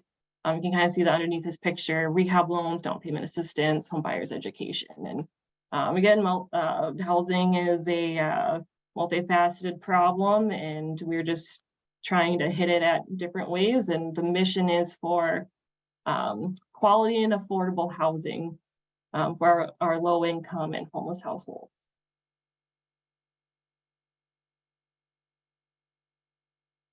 Well, thanks, Sarah and Sandy. That was really phenomenal to hear about all three of those initiatives. And also thanks to Rick and Corey and Emily who presented on these other inspiring housing initiatives. It's really good to hear about the many models that people are using in the Northwest region. We often share from region to region what we hear from one region to the next. And I think we definitely want to share throughout the state some of these really great examples for the CLT model, the tribal partnerships, the healthcare partnerships, the employer assisted housing partnerships. It's just really everything is going on in the Northwest region that other communities around the state could adopt and replicate. So great presentations, everybody. Thank you so much for sharing that information and that knowledge and your experience and lessons learned. We're going to now turn to the policy, advocacy, and legislative updates. And so this is essentially our panel number 2. And we are going to have comments from Minnesota Housing, Ryan Baumtrag, and Minnesota Housing Partnership, Libby Murphy. And so first off, Ryan Baumtrag, Assistant Commissioner for Policy and Community Development at Minnesota Housing, will update us on the state budget and on some federal items as well. Thanks, Ryan. Thanks, Warren, and thanks for the opportunity to be here and seeing a lot of familiar names. So excited to walk through really a historic outcome from the 2023 legislative session. You know, just over a year ago, session was ending when literally pretty much nothing got done at the Capitol. And so to go from a year previous of nothing to a year of over $1 billion for housing, it's a pretty, it's amazing what can be done in a year. So I have a few slides to walk through. And it's really great to sit through the previous panel to hear the project examples, and I'll try to hit on some of the funding that I heard from those projects. We got some significant increases in there, so I'll try to highlight where we got some big increases coming from the legislature to help support the work that Minnesota Housing finances. So session ended just last Monday, and the headline that you've probably already read is over $1 billion for housing. And, you know, all told, it'll be over probably $2 billion, but for what is coming to Minnesota Housing for our existing programs and our new programs, it's just over $1.3 billion. And for a little context, for those less familiar with the state agency and what we get from the state legislature, we usually get around 115 million, that is, for every 2 years. And so to get 1.3 billion for 2 years is just a remarkable amount of resources and opportunities that the agency will have to work with partners on this call in all regions of the state to further your local housing goals. One thing to note is a significant amount of the resources are in existing programs, and that's where the agency will work more quickly to deploy those resources to partners and get those resources in communities sooner than the legislature created over 15 new programs and activities for the agency, almost doubling the current number of programs and activities that the state funds. So a significant amount of new programs, which is a great opportunity because there's some programs I'll walk through later that I think will have a big impact in the Northwest region. So the governor kicked things off in January with, we were able to work with him and the governor's office to put together what we called an "and" budget. And it was a recognition that up in Northwest and all across the state, your communities have some similarities and they have some differences. And we wanted to make sure that the governor's budget and then ultimately the legislative outcome provided a path for communities and partners to be able to move forward on their top priorities. And so it's really a budget framework that held through to the end of the legislative session in the housing budget bill, that it's rental, it's home ownership, it's new construction, it's preservation and rehab, it's deeply affordable housing, permanent supportive housing like we just heard about, but also market rate housing, which I know is a big issue up in Northwest Minnesota, homelessness prevention, home ownership development, rental assistance, and down payment assistance. All of these areas got significant increases at the agency. So we're thankful that we'll have the opportunity to move forward on the whole continuum of housing and each community's needs. To give a little bit of where did all the numbers come from, just put together this simple chart of what the governor proposed, just over $1.1 billion for housing between a budget bill and a capital investment bonding bill. And then what we saw at the legislature was more housing being talked about in more bill areas. And so there was some early legislative action to provide some homelessness prevention resources, $50 million. The huge budget bill that was passed, the last week of session for nearly 1.1 billion. A metro area sales tax, which will fund some programs in the metro, and then the capital investment bill area had a couple bills in the tax bill. And I think from Minnesota Housing's perspective, we're really thrilled that the legislature is thinking about housing in a number of different bill areas, not just the housing budget, because I think we know, and you all know, that housing is economic development, it's healthcare, it's many things for a community. And we're glad that the legislature is starting to think about that and fund more housing than just in a housing budget bill. To give you a 30,000 foot level of kind of the budget by area, on the left hand side is our base budget. If the legislature did nothing except give us our kind of ongoing permanent resources, you'd see on the left hand side about half of it was for housing stability programs. So that's rental assistance and homelessness prevention programs. And about the other half was for development programs, building new homes, owner occupied rehab, but really the development, the building, the rehabbing work. And then a small amount, very small amount for home ownership.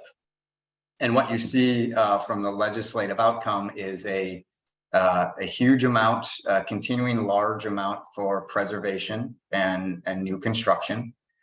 So those of you out there that are thinking about new construction and owner occupied rehab and whether it's workforce housing or permanent supportive housing, I mean, that over half of the $1 billion is for development programs. And so there'll be some really good opportunities in the next year and about 2 years for some development opportunities.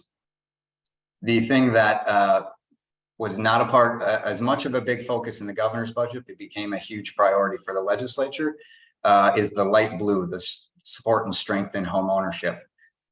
Just over 200 million from the over $1 billion is for down payment assistance and closing cost assistance for first-time home buyers and first-generation home buyers. And so there'll be a number of opportunities both through the agency and through community partners for homeowners to get some assistance in acquiring their first home. So that's one big change that we saw from the governor's budget, and kind of what the agency has had available is a lot more down payment assistance for home buyers. On this slide, what I wanted to try to do is, like I mentioned, we have now over about 30 different line items and programs, and I figured you all wouldn't want to take notes on 30 of them. So wanted to highlight 6 programs that you've heard a fair amount already today, but these are the programs that I think tend to have some of the biggest outcomes and impact in Northwest Minnesota. The Challenge program is a part of the agency's consolidated RFP. It funds rental housing, both new construction, predominantly new construction, and then on the home ownership side can be used for down payment assistance, owner-occupied rehab, and new constructions, including through community land trusts, which we heard about earlier. So sometimes you hear the word or the phrase impact fund. That's another word or for Challenge program. That's the single family side of the Challenge program. So a big increase from 25 million to 120 million. The biggest capital program that the agency has coming out of the legislative session is housing infrastructure. And this is a program that also can be used for single family development resources, as well as multifamily. And it's used for permanent supportive housing, the preservation of federally assisted housing, manufactured home park infrastructure. So we know that many of the manufactured home communities have aging infrastructure, and this program can be used to improve the infrastructure of those parks. It can also be used for single family development with community land trust, but also with other partners. And then it can be used for senior housing, which we know, senior independent living housing, which we know is a growing issue and demand in greater Minnesota. The Workforce Homeownership Development Program, this one's one of my favorites because it had 500,000 in it before, and now it's a $60 million program. And this program is focused exclusively for homeownership development. And it has a broad array, a range of who's eligible to apply for the resources. But I think is one that will be used a lot in greater Minnesota for new construction of single family homes. Up in Northwest, I know you've got some regional job centers that can't add enough housing, and the Greater Minnesota Workforce Housing Program is a program that we typically receive $4 million for every 2 years, and we'll have $39 million for the next 2 years. So we're really excited about that program. That program is geared towards smaller communities. I think nearly all of the developments that we've selected over the previous years have been in communities less than 10,000 for a population.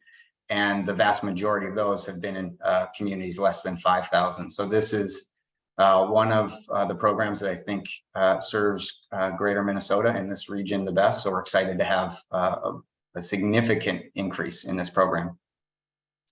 The other issue that I know has been going around the state is the creation of local housing trust funds that can be funded from a number of local sources. And the legislature included a state match where based on certain levels of funding from a locality, the state would be able to match those contributions. So this is something we hope to get up and running by the end of the year, but it certainly is something to think about as you and your community partners think about how to do something in your community this year, but also establish ongoing funding locally that can help make progress on your goals. And then last is a new program, the Greater Minnesota Housing Infrastructure Program. So this is a new $8 million program. This is focusing just on the public infrastructure associated with some future housing development. So it can be used for single family public infrastructure as well as multifamily rental infrastructure. And this is a new program. So we'll need to hire some staff and do some community engagement and get some feedback on this program. But we certainly know in greater Minnesota that one of the barriers to adding new homes is the cost of the upfront infrastructure for the housing development. And this is a program that will help with those costs. So to wrap things up, you know, there's an open RFP that the agency has right now called the Consolidated RFP, and a number of the programs that the agency received from the legislature will be a part of that funding process. And so we're hoping community partners are putting together some robust applications, both for rental and single family, so we can really get some of the $1 billion out relatively quickly into communities. And that's what the agency will be moving first, is where we have the programs, we have the infrastructure, we have the staff. But for those new programs that we're excited about, we first need to hire some staff. And so that'll be the focus over the next several months, is getting new staff that can really do the program development that's needed in terms of stakeholder outreach and putting together guides and, you know, everything that it takes to create a new program and work with partners to make sure that it has the impact that everybody wants it to have in community. So we're excited to do that, and know it'll take some time, but we also know the new programs will have an immense impact all across the state, and we're excited about it. So with that, I think Libby is up next. It's all yours, Libby. Thanks for joining us. So I'm Libby Murphy. I'm the Director of Policy at Minnesota Housing Partnership. And I work in the space of statewide legislative advocacy and engagement and lobbying, and Minnesota Housing Partnership also does federal advocacy work. And then we engage with Minnesota Housing on programs and implementation and vision and what have you, and all types of things. And we do technical assistance as well, which my colleague will talk about later. So in addition to the 1.3 billion that is going directly to Minnesota Housing, I really want to highlight some of the things that are coming in other jurisdictions, because as the commissioner said and Ryan said, when you total it all up, it's closer to 2 billion in resources that are going to housing and homelessness this session. And some of these are things that are going to go directly to renters and homeowners through credits and refunds and one-time boosts. And those were substantial costs, but other things that I think some of you will find interesting in terms of resources that are going to be available as you think about projects, whether it's rehab or new production.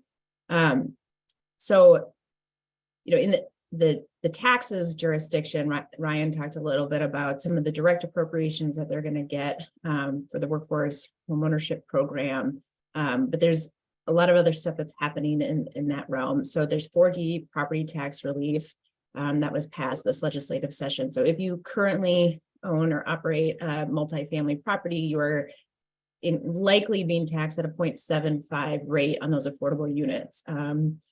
And it's going to be reduced to 0.25. I believe it goes into effect in 2 years, but I could be mistaken. So that's going to be a result in about a third, and in some cases about a half, a 50% reduction in your property taxes. And so, you know, and hopefully those savings can be reinvested back into the property. And there's some guardrails that the legislature enacted to make sure that there is some reinvestment in the property. Also, that will help with underwriting. And as you think about all of the resources and all of the different layering that you're going to have to do with new development, thinking about property tax savings will be one of those things that you can take into account in the future. There's also local housing aid. So the legislature is putting $45 million this biennium to local housing aid. So that is aid that will go directly to counties and cities. The vast majority, I believe, is going to counties. And that, you know, and so there's 87 counties in the state of Minnesota. And so it's not a lot of money per county, but it's still more money than was there previously. And so that's one of the things that you're also going to need to think about navigating is this 1.3 billion additional dollars at Minnesota Housing. But your local jurisdictions are also going to have additional resources available, and they're going to use them similarly and differently. They're going to think about how can they help you leverage other federal and state resources, or how you might be able to use those resources independently of state resources. So thinking about that local housing aid, as well as those local housing trust fund, state matching resources if your community has a trust fund or is thinking about having one. So those are going to be additional resources outside of Minnesota Housing. And then there are some additional resources too, kind of in the environment and climate arena. There's 39 million is going for pre-weatherization and weatherization, and that will help with rehabbing single family homes largely. There's the ability to leverage federal funds to implement some of the Inflation Reduction Act programs, and that's going to affect the commercial building code. So if you're doing a larger multifamily development, something that might impact you and to monitor. There's also the establishment of a green bank, and some of that activity can be used to finance affordable housing activities. And there's other things in that bill that if you're working with a homeowner, they could access to put in heat pumps and upgraded electrical panels and things of that nature. So there's a lot to unpack that happened this legislative session. And MHP is going to be putting out detailed legislative summaries over the next couple of weeks. And I anticipate doing a handful of webinars over the summer to go into more depth on kind of each individual issue area. And what I'd really recommend to folks as you think about next steps moving forward is signing up for emails from Minnesota Housing, because there's going to be a lot of engagement moving forward with the 15-year programs that they have, in addition to the existing programs, the additional resources to the Challenge Fund and to the Workforce Housing Program, because they have, with additional resources, there'll be opportunities to do things that they maybe haven't been able to do before. And so there'll be additional engagement, even I think, in the existing program areas. And get to know staff at Minnesota Housing, engage with staff in the single family and multifamily divisions to better understand kind of what's the vision for how these resources are going to roll out. Give your input to staff as they're thinking about developing programs. I think that's really critical to really engage with staff, in addition to the formal engagement processes that the agency will put out there. MHP will also be engaging in formal processes for providing input, and that's a way to engage. So sign up for MHP Connect, engage with MHP's policy team, because the way that we often put together our formal comments is through webinars and conference calls where we solicit inputs from our network and provide that in formal communication to the agency.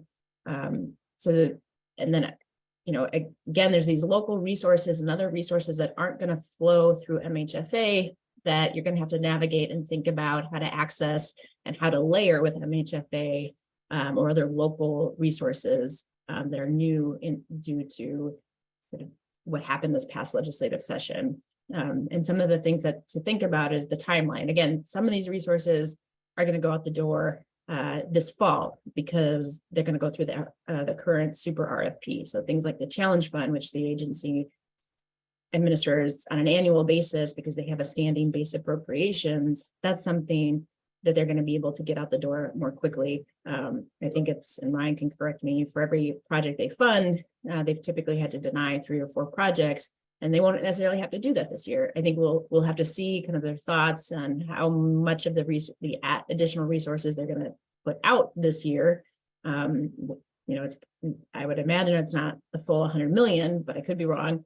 But so there's some things to track with the timeline as you think about putting together financing and as you develop your projects. And I just say that because if you don't have something in the pipeline now for this RFP, you're not going to necessarily miss out. There's resources that are going to be available throughout this biennium. And I think even further, just because of how much is involved in establishing and putting up new programs.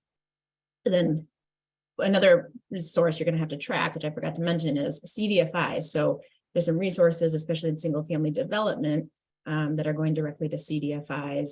And so that will be a resource available to you as you think about things like down payment assistance. I think that's a primary usage. I don't remember off the top of my head, but so sign up for MHP Connect, track the things that we're putting out in terms of the detailed legislative summaries and kind of all the tranches and all the different bill areas, as well as what I anticipate several webinars over the course of the summer and fall, and definitely sign up for updates from Minnesota Housing and possibly other state agencies that got some of the resources that can be used for housing development and rehab.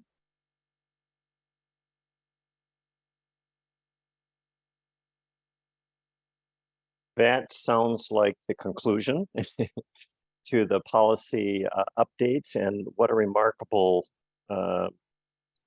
accomplishment and what a remarkable opportunity that we all have in the next 2 to 4 years to deploy those funds. And just to underscore what Libby and Ryan are really suggesting is to stay engaged. It's kind of like $200 billion was awarded through all these various funding streams. Now what?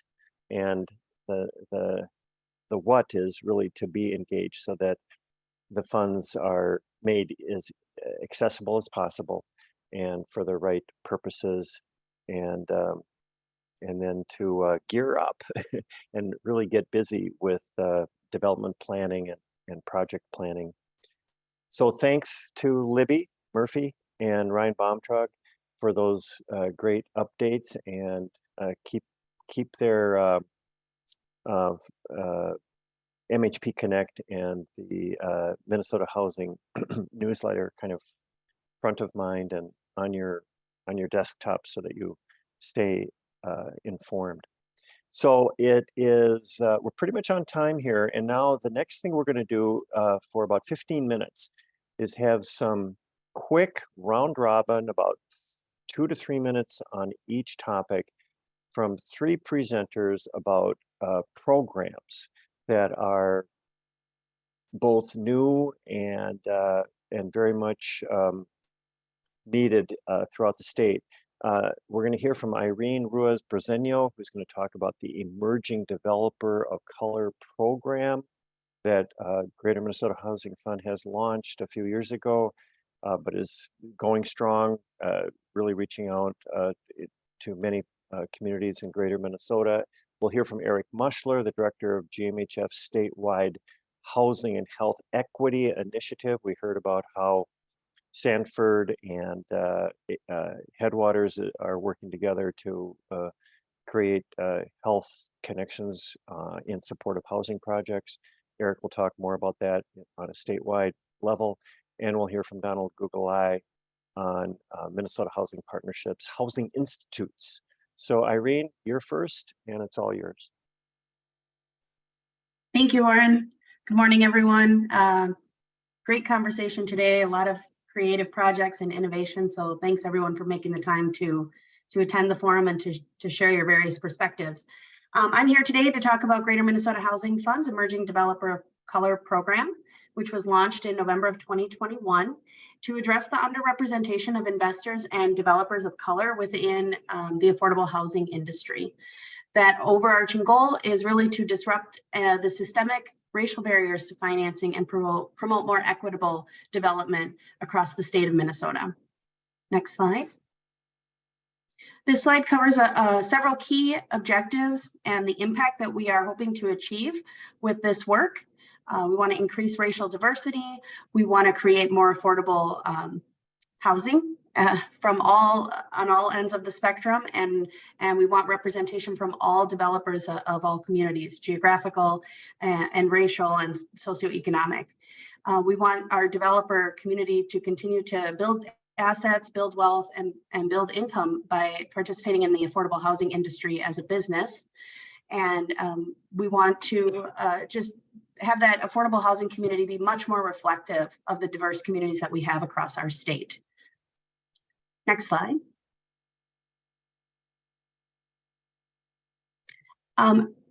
Since the program inception, we were able to look back and look at some of our program accomplishments. GMHF is proud to have provided $13.9 million in flexible low-cost loan capital, as well as $475,000 in pre-development grants to developers of color across the state, which financed 23 affordable housing developments, which were led by emerging developers of color, and 480 units of housing. So we're really, really proud of those accomplishments, and we are just hoping to keep the momentum going. Those developers that have reached out to us through the program have received a variety of capacity building support from myself and from my colleagues here at Greater Minnesota Housing Fund.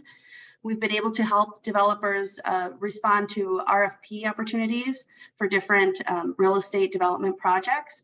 We conducted a pro forma training, which was something that we got feedback from that was kind of desperately wanted and needed from new developers to understand that pro forma and the analysis of that.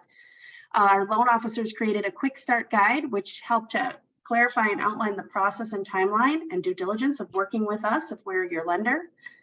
We also convened a community of practice of developers to address some critical needs and share some information and help those developers expand their networks. And we established an advisory committee just to make sure that we are getting external feedback on our program and making continuous improvements so that the program has the greatest effectiveness and impact. We've also organized a couple of emerging developer expos in partnership with other organizations that have programs for developers. We had one in Minneapolis, one in St. Paul, and we are excited to take the expos on the road. And we're hoping to have one in the Rochester area this fall around October 2023. So watch for that. Next slide. GMHF has had a lot of success through the program, and much of it is owed to the great partnerships and the collaboration that we have with other organizations, where we've been able to align our program with other existing programs. We are working together to be more efficient and effective in helping developers of color. And we want to leverage each other's efforts, leverage each other's resources and staff, and tap into local expertise. That's really been key to the success that we've had and that others have had in helping emerging developers advance their project, is linking up and working in partnership.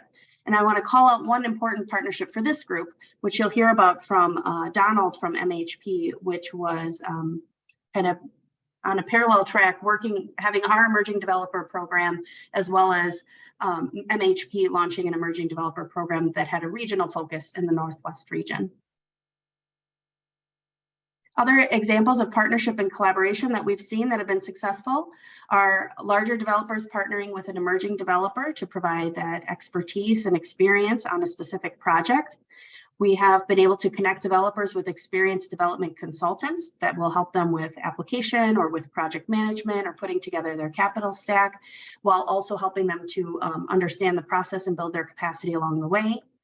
We have been actively sharing information and resources and leveraging other programs. As we learn more about these different developers and the types of projects that they're doing, we're connecting them with the right information, resources, and programs that are relevant to them and to their projects. And we're creating spaces and opportunities for that peer-to-peer networking and learning so that developers are getting to know each other, as well as other professionals and organizations that are working in the industry. We have also been able to document some lessons learned and some best practice, again, in the spirit of continuously improving this program. We do want to continue to connect with developers in Greater Minnesota. That's been a little bit more difficult for us. We're being much more intentional about this in this second year of work here. We want to continue to leverage those existing partnerships that we have with folks in Greater Minnesota, but we also are really wanting to create new partnerships and tap into that local expertise.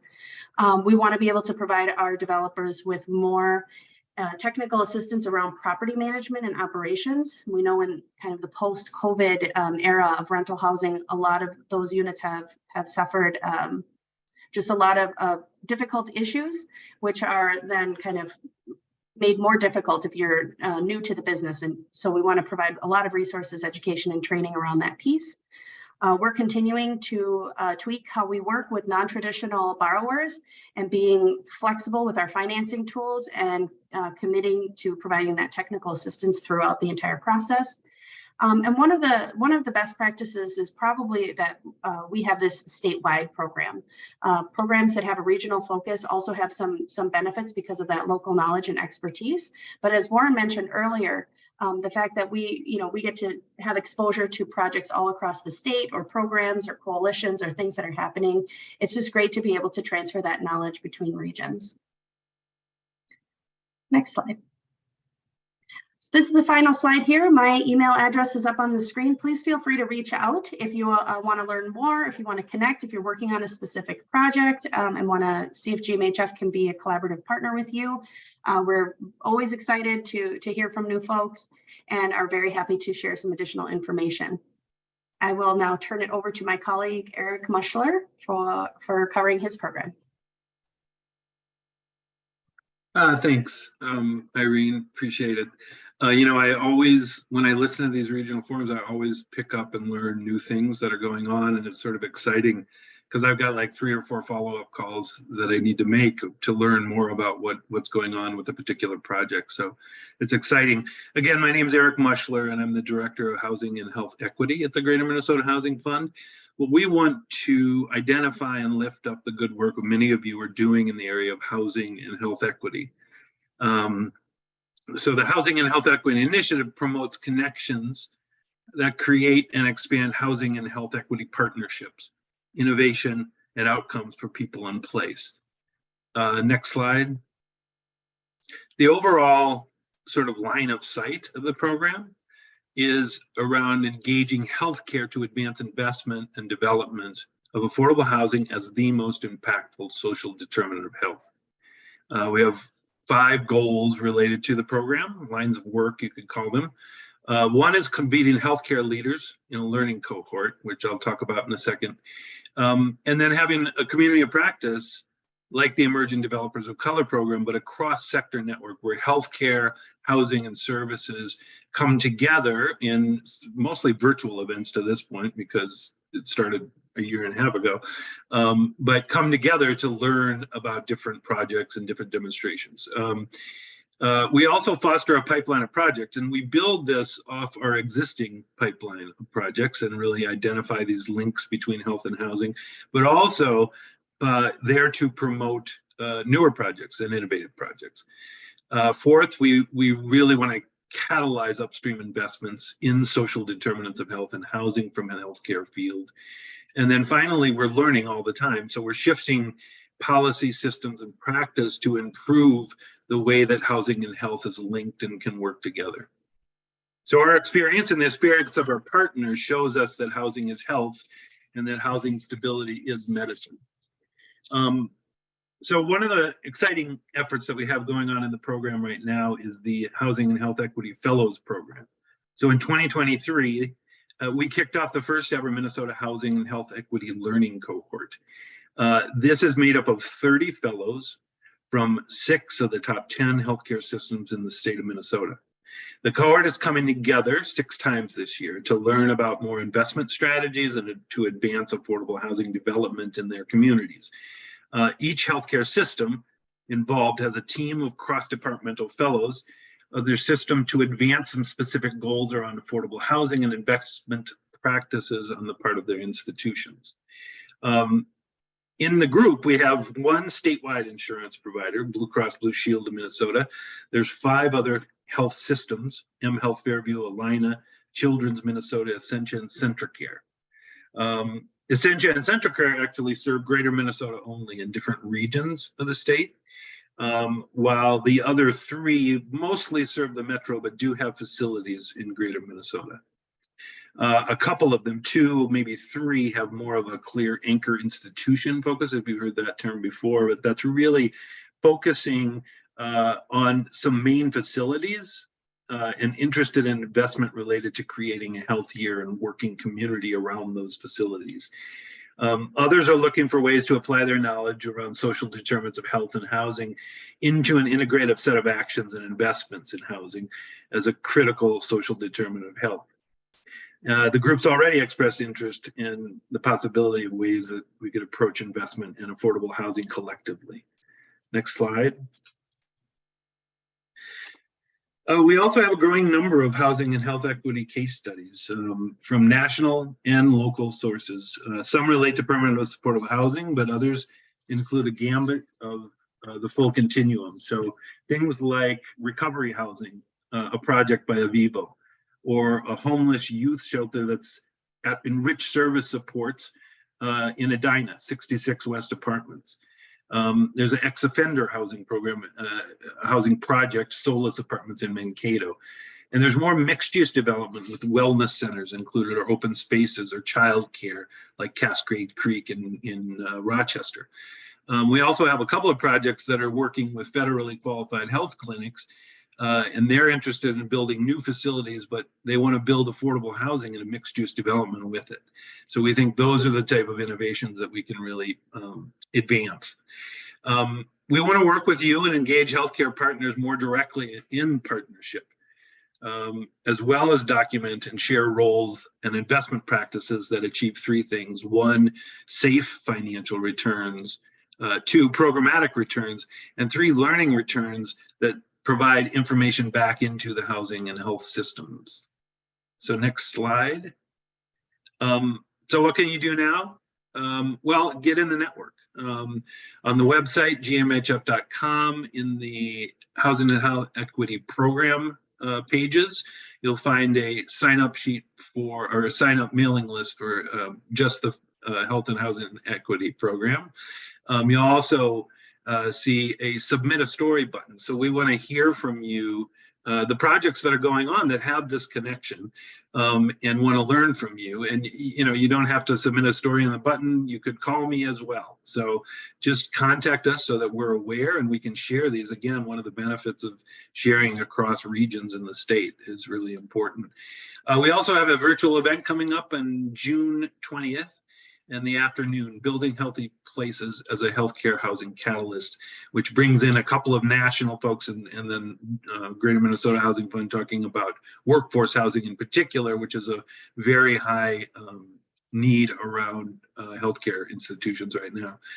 We also want to provide you technical assistance. So if you're a housing organization, you want to approach local healthcare, reach out to me. If you're a healthcare institution and you want to learn more about how housing works and how to get engaged in housing, please reach out to me as well.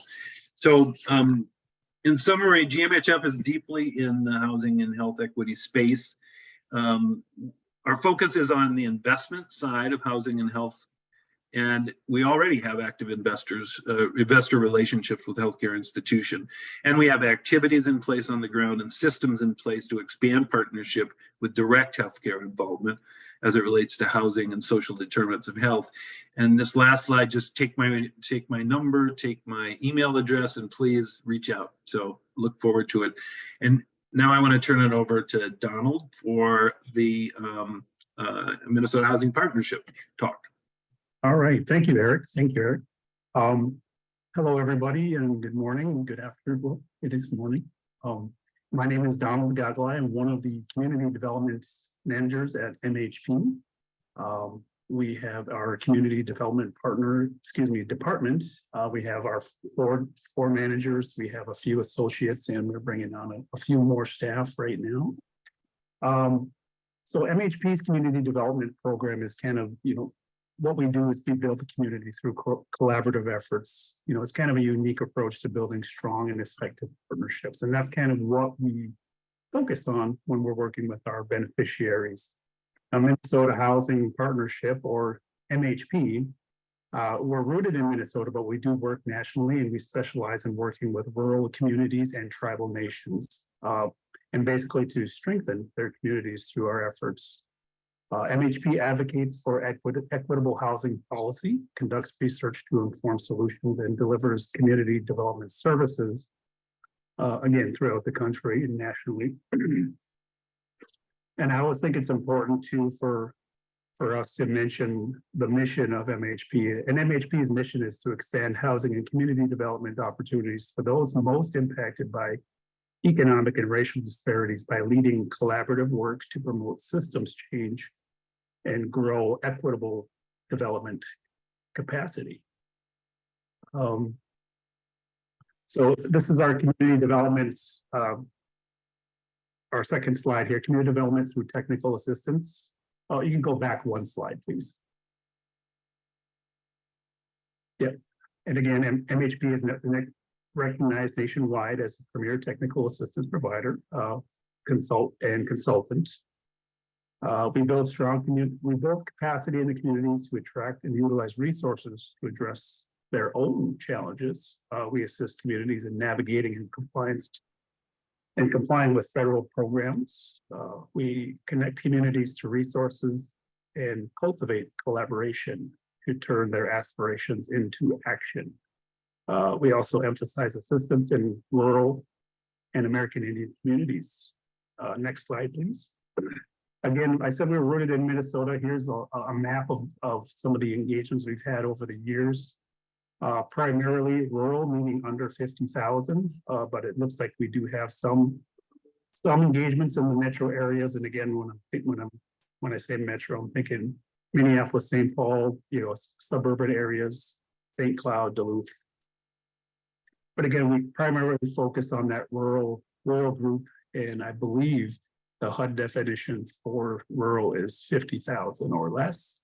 There is some conversations happening there to get more definition behind that, but it's kind of who we focus on is those folks in rural communities. So definitely everybody up in the Northwest is included in that group. Next slide, please. And this is a kind of a map of our national engagements here too. You can see we have some of the larger circles are, 3 or, excuse me, whoops.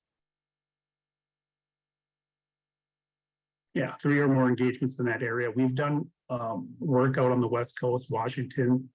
I've worked with the Spokane Indian Housing Authority out there. I'm currently working with folks down in with the Omaha Nation in Nebraska, as well as the San Domingo Pueblo in New Mexico.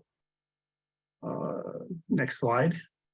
And again, that's kind of, I guess I jumped a little ahead of myself there, but again, here's a map of our Native Nation engagements from 2009 to 2020. We've tried to work in every region, that has a larger Native American population, or, kind of looking at what HUD's ONAP office, and working with those regions and using HUD as our springboard to make contacts in those regions as well. Next slide, please. So our technical assistance structure, we have the Strengthening Rural Communities program, and that's kind of the basis of what we do. And then through the Strengthening Rural Communities program is a competitive application process. We provide technical assistance again to rural communities and tribal nations. We look at a needs assessment and to look at what the impediments are to successful planning or implementation of affordable housing and economic development. Through this program here, we provide one-on-one technical assistance to those that are eligible, including community development corporations, community development housing organizations, local governments, again, our tribal nations. Our community development team has extensive experience working with these communities, regions, and organizations to achieve their housing and community development goals. And again, from innovative planning practices to knowledge of complex federal housing programs, MHP staff has a proven track record of financial and technical expertise that we can provide. Let's see, I'm sorry here, whoops, getting a little feedback on this.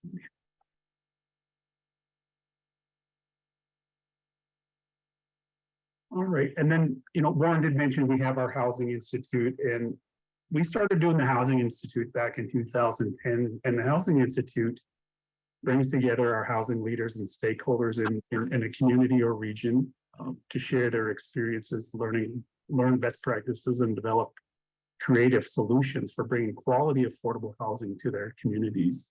The Institute model has shown that engaging with stakeholders in a truly in an effective and meaningful partnership is the key ingredient to completing short-term projects and sustaining long-term relationships. And I think that's the big key to those projects is building and maintaining and creating those relationships. So some of the key components of our Housing Institute at its foundationally, the Housing Institute is all about those relationships. It's rooted in the belief that creating partnerships and working collaborations are best practices. So we do that by increasing how we want to look, excuse me, some of the actions that we do and some of the methods we have are, to create housing production, increase housing production, preserve existing units of affordable housing, achieve economies of scale while retaining local control, learn from experts and others with experience and knowledge.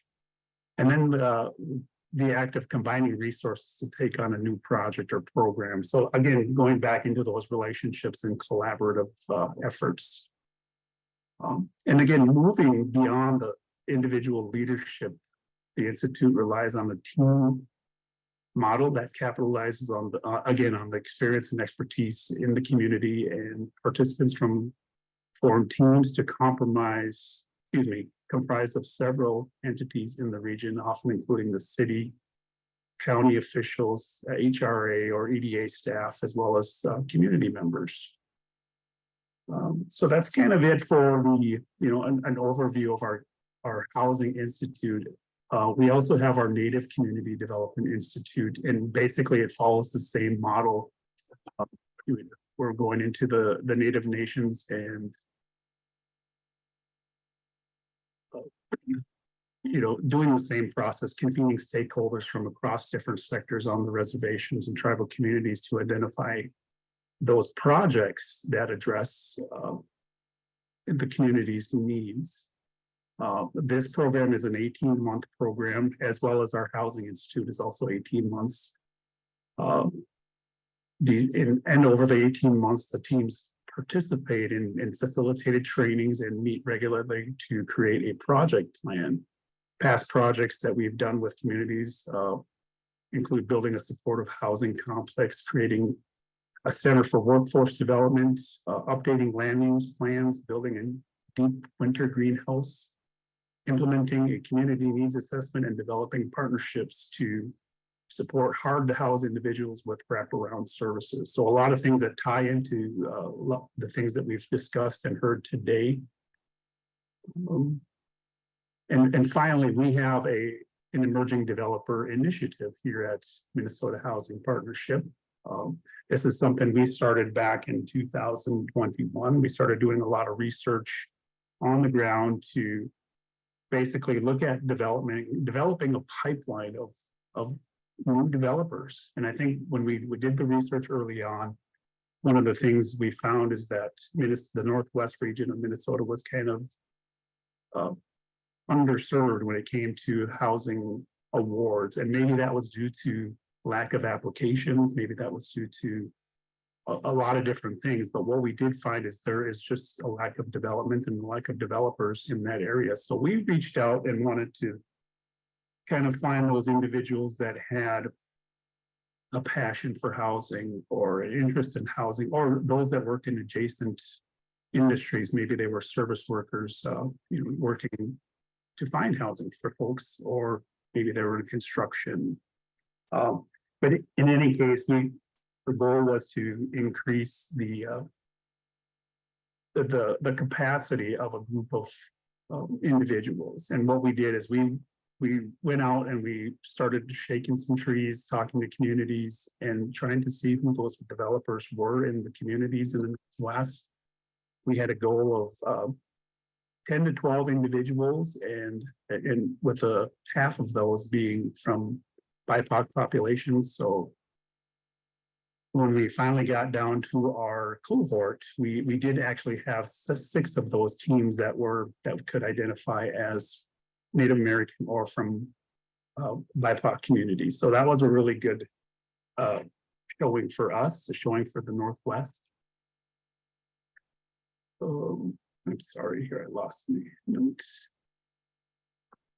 So again, the Emerging Developer Initiative, it was created to support the professional development of these new housing developers. And again, we focus on those rural communities and tribal nations. The EDI, the program that we have developed is dedicated to the success of these new entrepreneurs in the housing development industry through education, mentorship, and peer-to-peer learning. Over the course of the last year, we put on 2 housing opportunity workshops, one in Bemidji in September of 2022, and then another one in Crookston in October. We have a final workshop coming in June 8th in Bemidji, and the theme of our workshop that day is advancing housing and community development efforts in the Northwest. So we should have a very good showing that day. We have a lot of similar programming. I think our our event is live, so that's going to be a kind of a unique thing. You know, we're getting back into live meetings and live and in-person meetings, so that should be fun. We have a great day planned. If you have a chance, you can get onto the MHP's website and look for that, for the event info. We should have our agenda posted. We have a lot of great speakers, a lot of great things happening that day.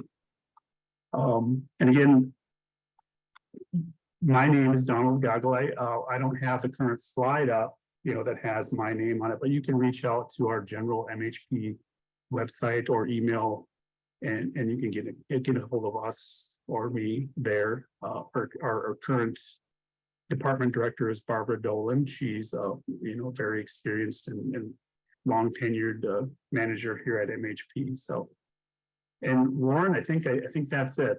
Thank you, Donald. Yeah. And Eric and Irene, great information on the new programs and the work in Greater Minnesota to build capacity.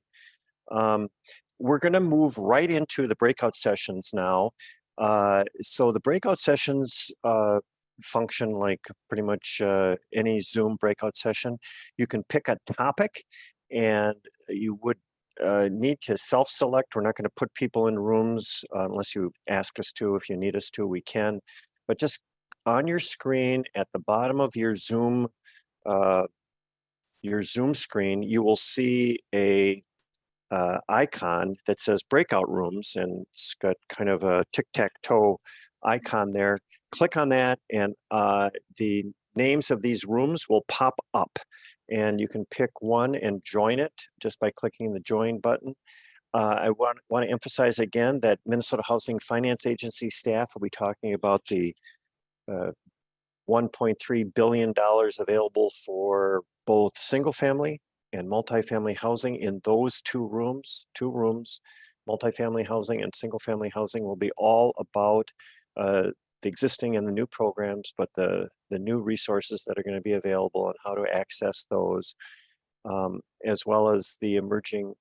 We also have a room for the emerging developer of color programs that GMHF and MHP are conducting, and a room for the Housing and Health Equity Initiative that Eric Muschler talked about. So this will go until, I think we have 20 minutes or so. So we will go right up until 5 to noon, and then we'll bring you all back together for a little bit of a wrap up. But in the meantime, please open up your screen to the breakout rooms and pick a room, one of the 4 rooms: multifamily housing, single family housing, emerging developers, and housing and health. And in the meantime, if you do not pick a room, we will kind of stay with you here in the large room. And if there's a few questions, we can start a conversation in the large room. That's just sort of a random thing. But it looks like a lot of people have moved into the multifamily and single family and emerging developer and housing and health rooms. So we're probably getting settled in there. And those rooms are being facilitated by staff from either Minnesota Housing or Greater Minnesota Housing Fund or MHP. So join if you would like, and we'll stay here if you don't join.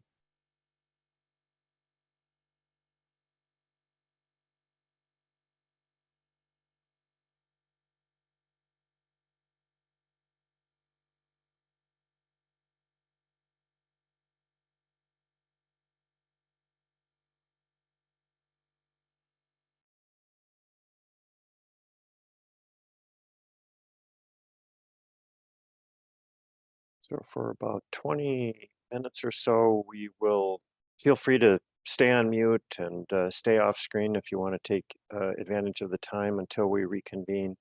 And we may have a chance to hear a little bit from the breakout rooms if they come back early.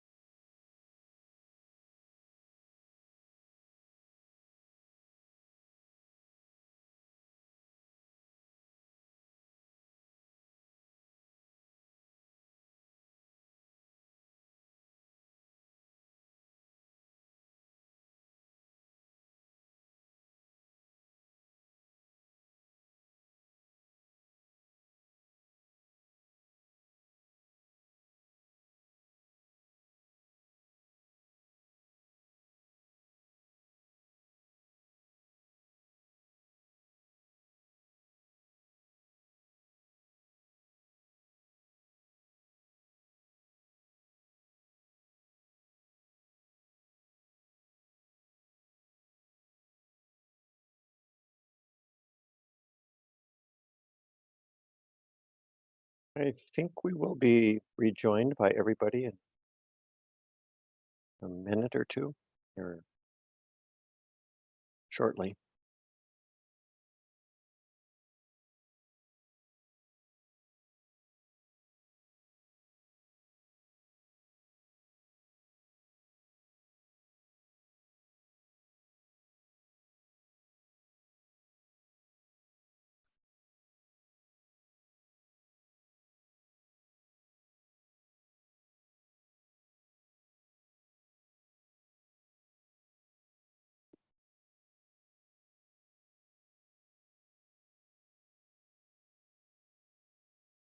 Warren, folks are rejoining in about 35 seconds. Thanks.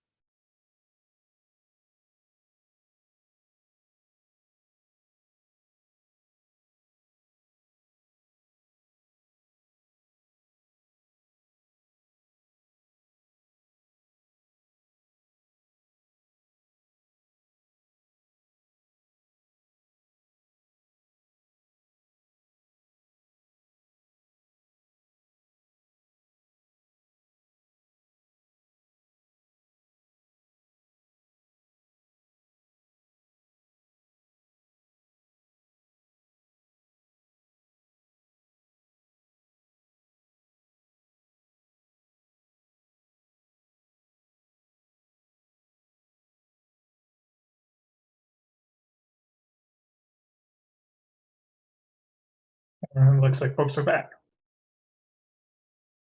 Hey, greetings, everybody. I'm glad we had a good breakout session. And we're just here to wrap up and say thanks to everybody for joining us.